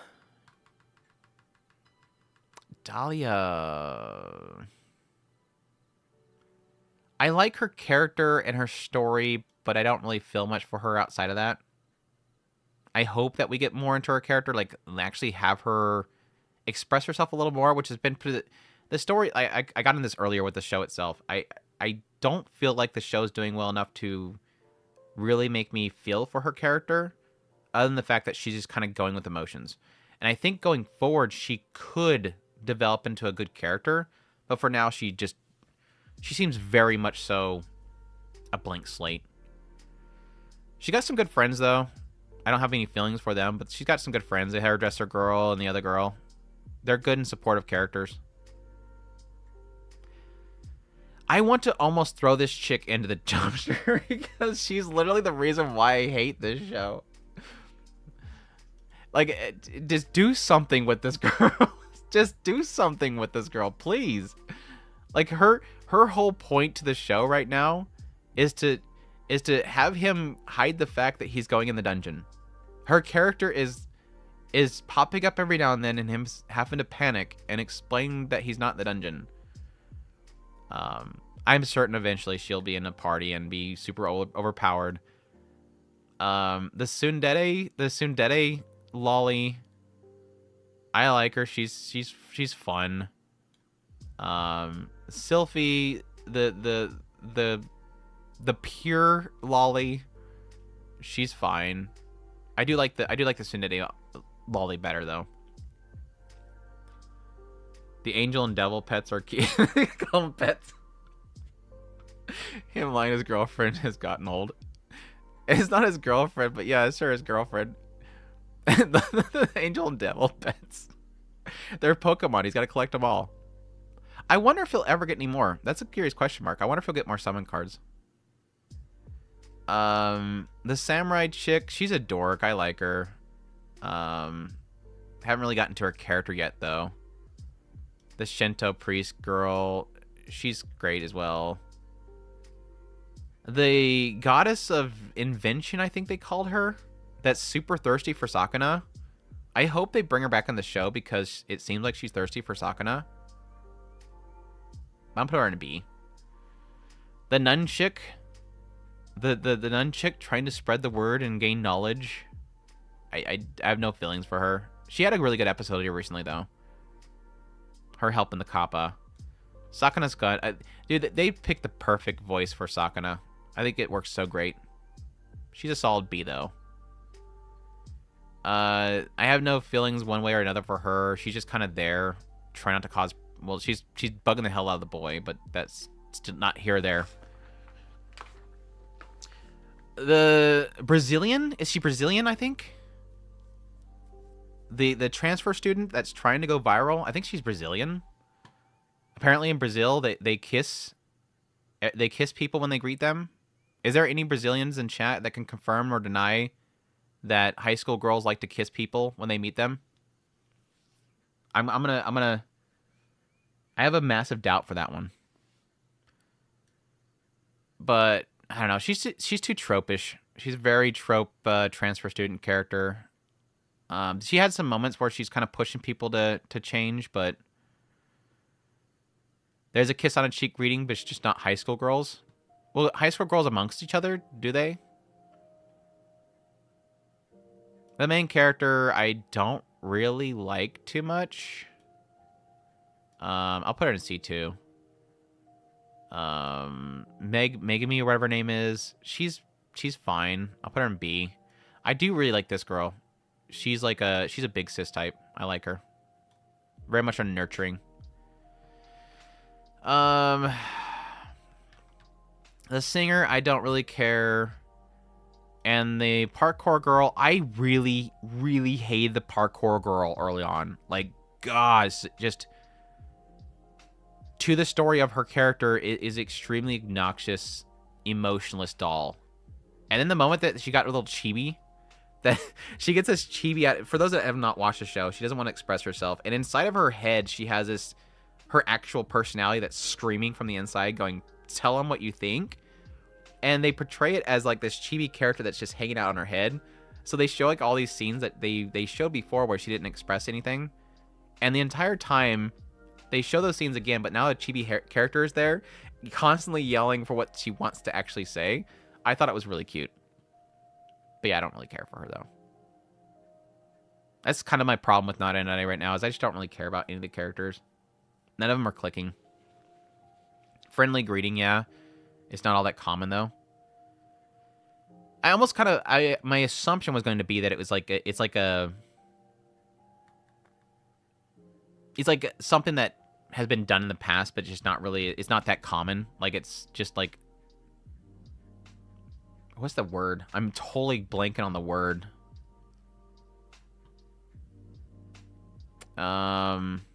Stereotype. I thought it was gonna be a stereotype thing. Not a bad stereotype, just like somebody assumes that's what they do. All right. If she clubs, okay, this is like similar to when I was doing the show itself. If she shows up and clubs that dude in the ankles or the legs because he stole her bike and messed up her cake, she'll be S tier. If she doesn't club the dude in the legs and instead she gets revenge by, I don't know, putting maybe she fills a paper bag full of dog crap and lights it on fire on his porch, she'll be an A tier. Like, she got to do something. Do something. I like her design, though. Not that I'm, like, super invested in her, but she got a good design. Colette, or whatever her name is. She's fine. Furaru, I don't know. I don't even know. She's gorgeous, but I have no clue about her. Like, other than they made a promise and he left her behind, and now she's sitting on a throne and talking about him. Her whole role in the show is to sit there in a chair looking pretty, staring out a window. I'm sure that she's got some great character development in the future, but for now she's waiting in the tower for him. The VTuber lady, I don't care. I mean, she's fun at times, but she's too drinky for me. I'm not a fan of excessive drinkers. I'm assuming she could be cool someday. Well, I mean, she developed a whole bunch of spells, so I'm guessing world-wise she's cool, but I don't get her. Fu. She's fine. Her episode was good. Let's see. I like the lolly vampire. She's funny. Live, I don't really care. She's fine. She's trash. Here, let's make a trash tier. We gotta get the trash already. Row below. Go. Trash. We got our first trash character. Let's throw her in the trash. I'm sure they'll do something good with her character. I'm just throwing her for trash for the funny sake, right? Just for the lols for right now. I'm sorry, hero. The elf is in a different tower. Like, watch that be the case. Like, he literally builds up that tower just to find out there's actually 2 towers, and it's one of those things where like he finally climbs up the tower. He gets all the way up there, and he goes to that door. He opens the door into that room where you have like that window peering out over the horizon, and then the moment he gets there, suddenly the camera zooms out from the tower where he's in the tower, and it glides over to this other tower, and then she's over there and she's like, wrong tower. Green short-haired vamp has an amazing singing voice. I haven't got to when she actually sings. I was watching the episode, her episode with her friend, and they just was watching the recording, which was really starting to punch me in the gut. But I haven't seen her sing yet.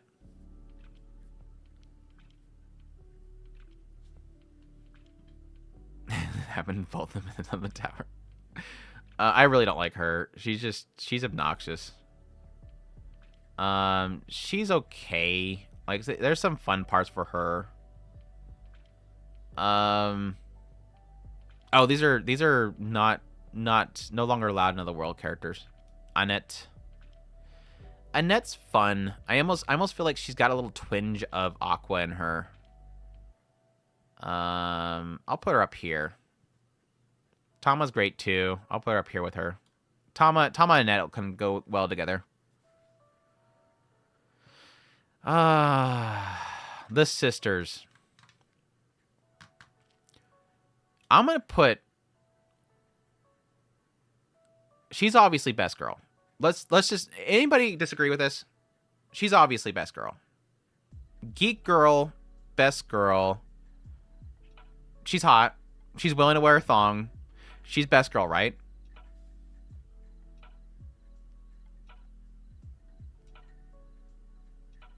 I don't want to be too mean,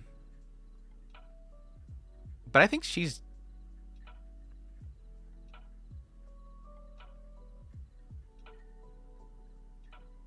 hot, bit annoying though. She talks too much. She's hot when she's not talking. Don't say that. Don't say that. I understand her, but I don't like her. I get what I get what she's doing, but I don't like her. Mainly because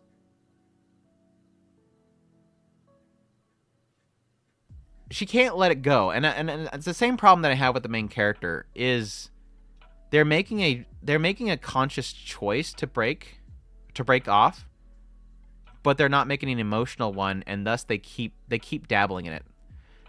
They're basically cheating on the main girl. They're not cheating on the main girl. They're cheating on the other sister constantly, and it's like, stop it. Like, I felt for her. Like, my heart broke for her early on because she's literally like, I made this decision and I feel like I've stolen something from my sister, and she feels bad about it. My heart broke for her, and her willingness to, I guess, give that up for the sake of her sister is a good thing, but at the same time, she also breaks his heart at the same time. Like, he does her dirty. She does the main character dirty in the idea that she goes out with him, he falls in love with her, only for her to break it up, like, immediately after. Like, it's totally playing with his heart. And then afterwards, to keep going back there and getting all close with him, it's like, what the hell is wrong with you? Like, what the hell is wrong with you? Love is what it is. I know. Love is what it is, but I don't like her. I really don't like her. And I don't like the main guy either. Like this, I was telling somebody the other day.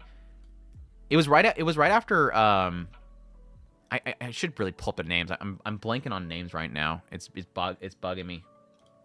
Not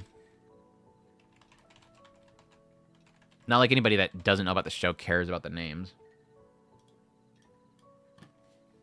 But June.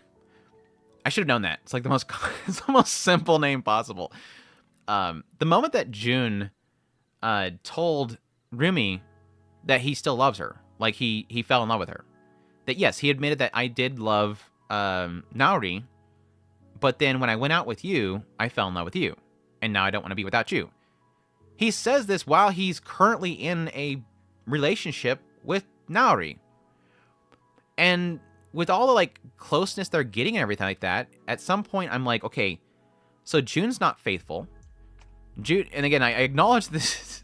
It could totally go the harem route, and I'm perfectly fine with it. But they're trying to be serious here.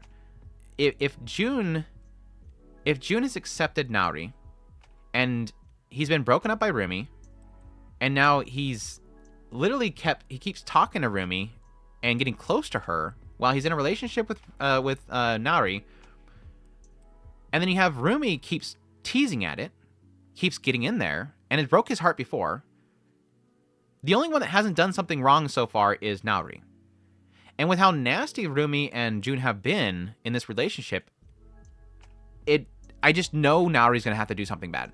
Like, typically with these stories, when the writer is making two characters nasty, they have to make the other character nasty. Otherwise, it's not an obvious choice. So I'm just waiting for the writer to do something with Naori that's mean.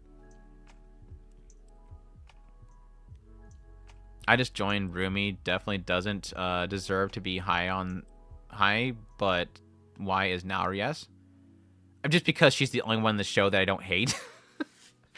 Just because she's the only one in the show I don't hate.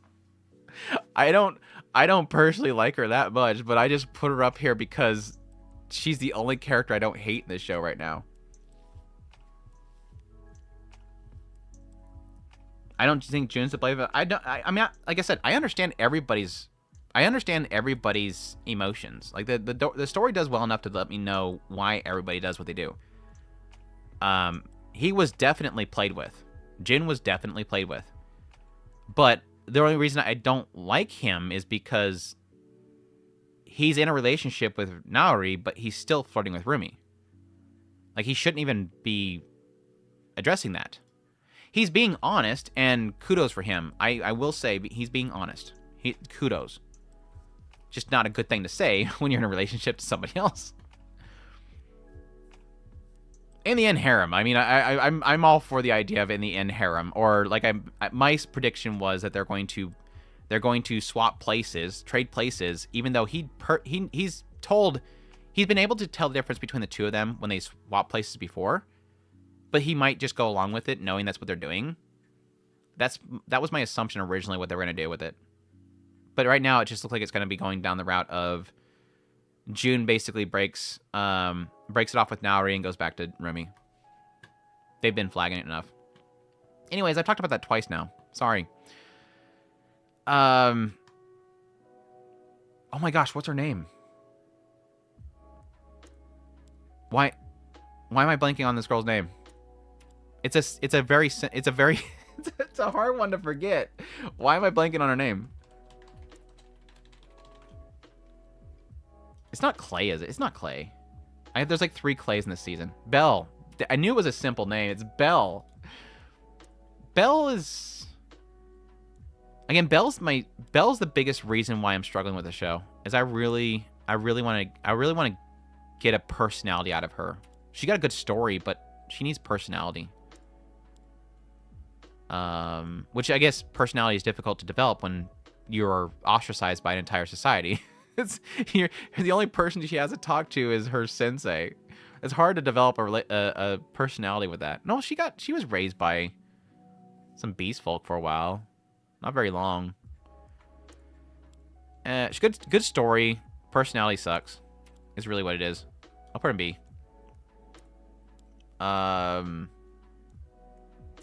Oh, it's the Jean from the World Forgot Me show. I don't care. The angel from Forgot Me World. She's cute, but I don't care. I'll put her above her. Atori. Atori's special. Atori is just a sunshine. She's manufactured sunshine. I like her. I'll put her high A. Right in the Masha. Is Atori my only sunshine this season? Like, every season you gotta have like one show that makes you smile, and I think it's only Atori, right? I guess so. I mean, Byakuya, obviously. We don't have really much sugar shows this season, honestly. Catherine, or whatever her name is, I don't care. Treasure Authority? Well, if you don't, you're gonna go against anti-discrimination laws, so make sure to. What's the other girl's name? I don't know what her name is. She's fine. She's the childhood friend that just is never gonna get it. she's the childhood friend that's never gonna get it. And apparently she's now a teacher. I just met her. I don't know. All right, Makeine characters. Now the gloves come off.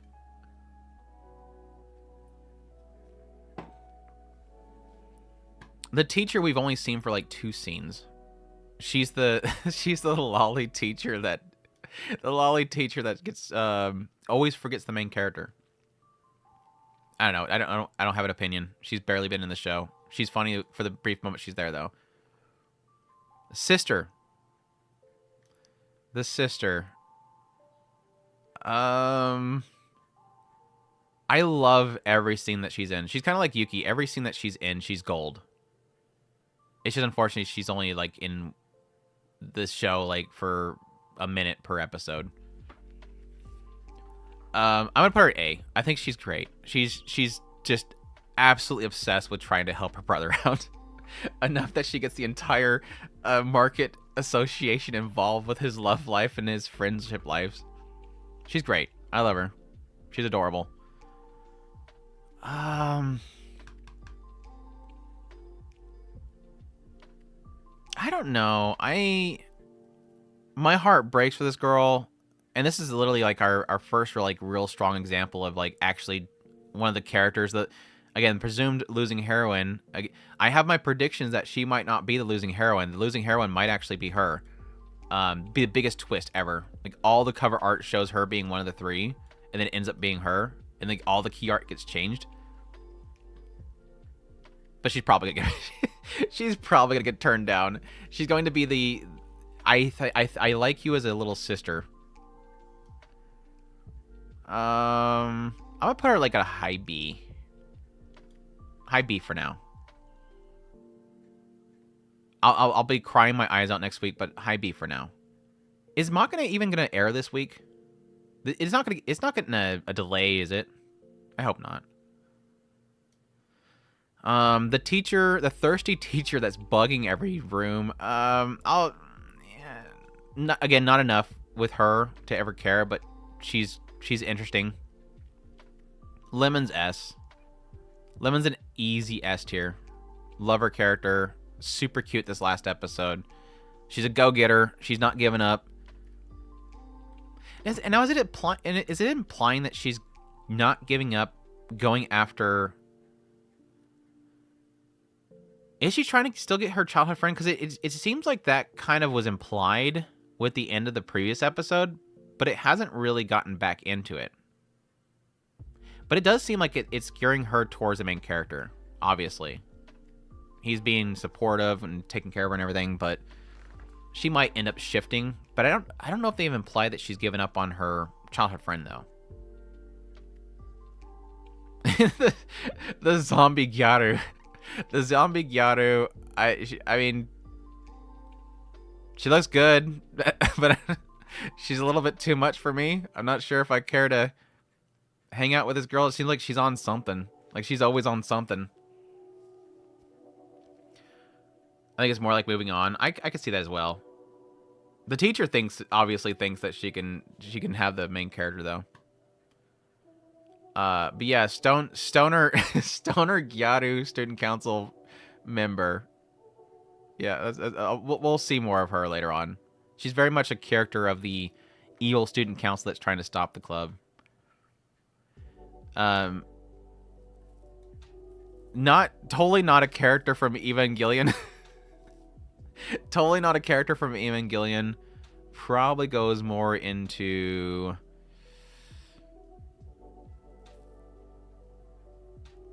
I'll put her in B. I'll put her in B. She seems fun. She seems like she'd be a fun hangout. I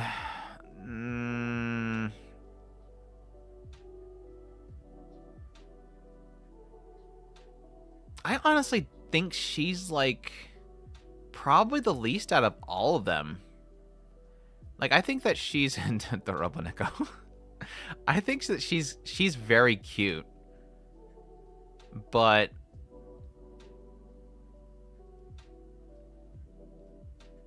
I don't know. A lot of my opinions on her is that she is most every scene that we have of her is literally her complaining about her childhood friend. She is funny, but it's like she's also kind of obnoxious. Like, I don't know that I could stand hanging out with this girl if she's spent the whole time talking about her childhood friend and her childhood friend's girlfriend. She's cute and funny. I know, she is super cute, though. She is very, very cute. That's the other problem, is that the girl can put down some food. This is a girl that is going to make you broke. So that there is a problem there as well. Again, I haven't really watched much of this yet. I mean, I loved her character in the first season. I mean, if it's the first season, she's up there. So why did I put Hero Academia characters in here? She's okay. I like her. I like her Seiyu mostly. Ochako has been pretty much a favorite for this series for a long time. The bunny girl, she's really great. I think she kicks total butt.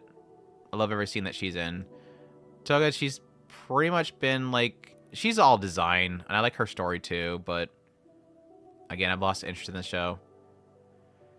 Characters from, I don't want to do these characters.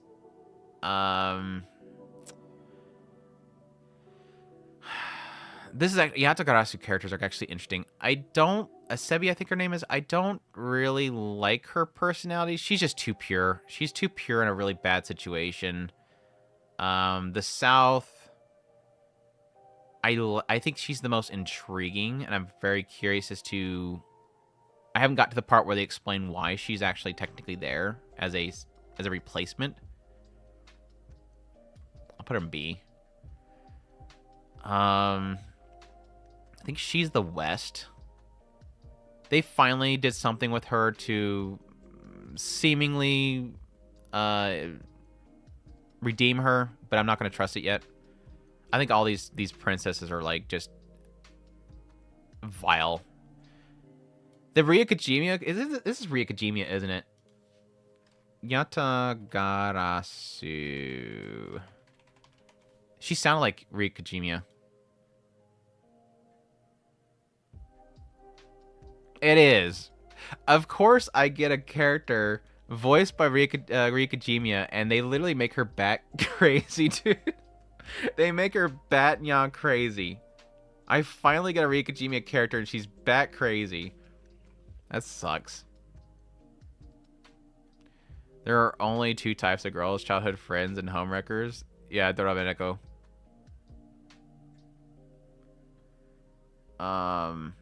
That's it. That's all the Yatagarasu.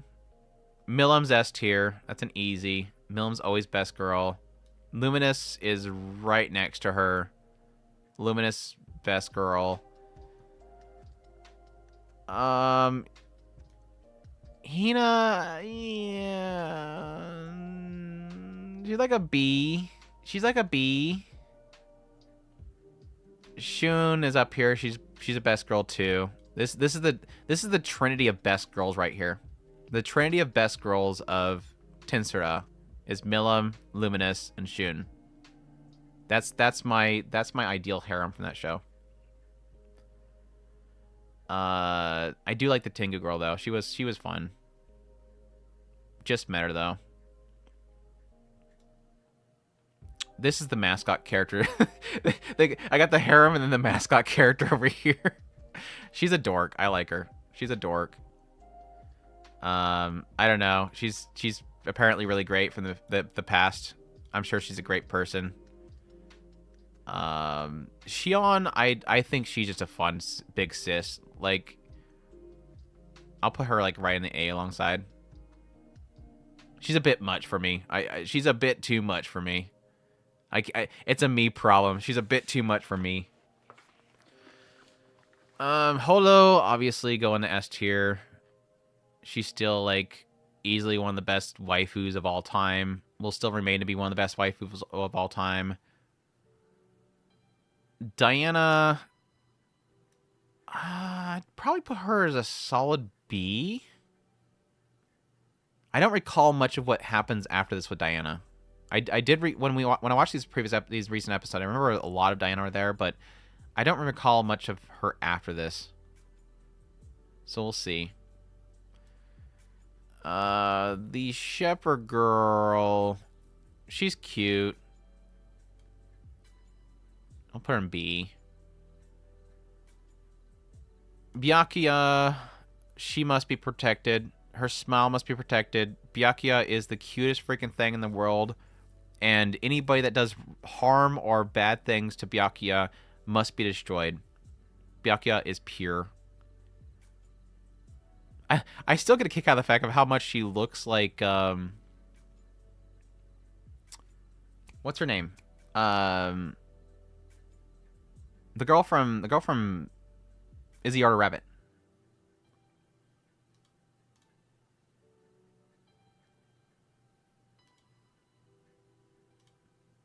It was mostly that shot with the convenience store where you told her to act out the convenience store, but she looked just like that. Not her transform form though. What else do I want to run through? The elf ones, I don't really care. I have like no feelings to any of them. I mean, I like the puppy girl was fun. I do like the elf. She's great. The characters from Dead to Dimensional Destruction. The girl from the facility, I don't mind. I really like Anton though. She's a lot of fun. I'll put up an A.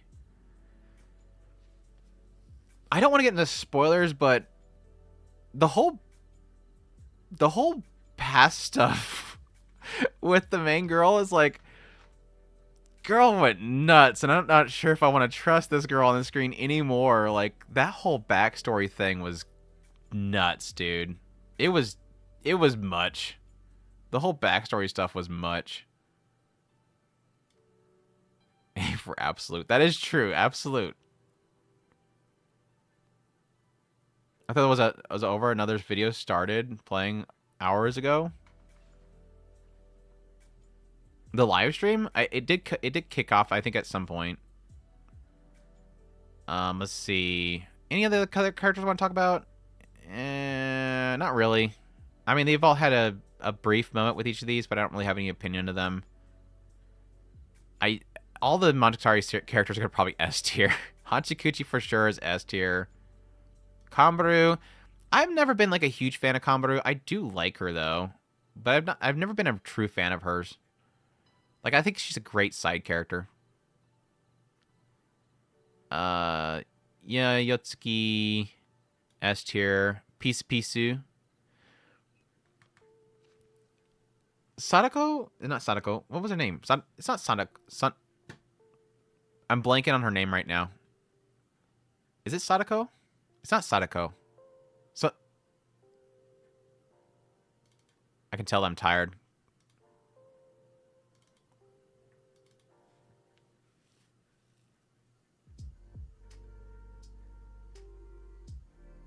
That's because of reason. Oikura. Let's go with Oikura. Oikura, I didn't like her story originally. But I think her when she showed up in this season, I really did like her character in this season. And a lot of it has to do with her, like, technically her developing through supporting Nariko, which I think was really, really cool. So I'm kind of hoping that we get some more of her, because I think there's a chapter that she's involved with, but we'll see. I always liked her design though. I didn't find her story to be too interesting. Obviously, Nariko, she's my favorite character of the franchise, so she definitely goes up here. Does she go above Hollow? Probably not. But she's easily my favorite character. She is by far my favorite character of the series. I haven't seen Shinobu yet, so I'm not going to put Shinobu up there. Obviously, probably S tier. Tsukihei, I did like her story. in her one episode. I'll put her up there in this. Senjikahara, we had her say like 2 words. So I'm not gonna rank her. Senjikahara, I know this is gonna make some people angry. She's not my favorite. Like, she's probably...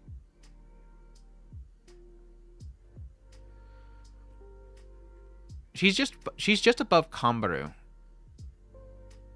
But she's like probably like way down on my list of best girls.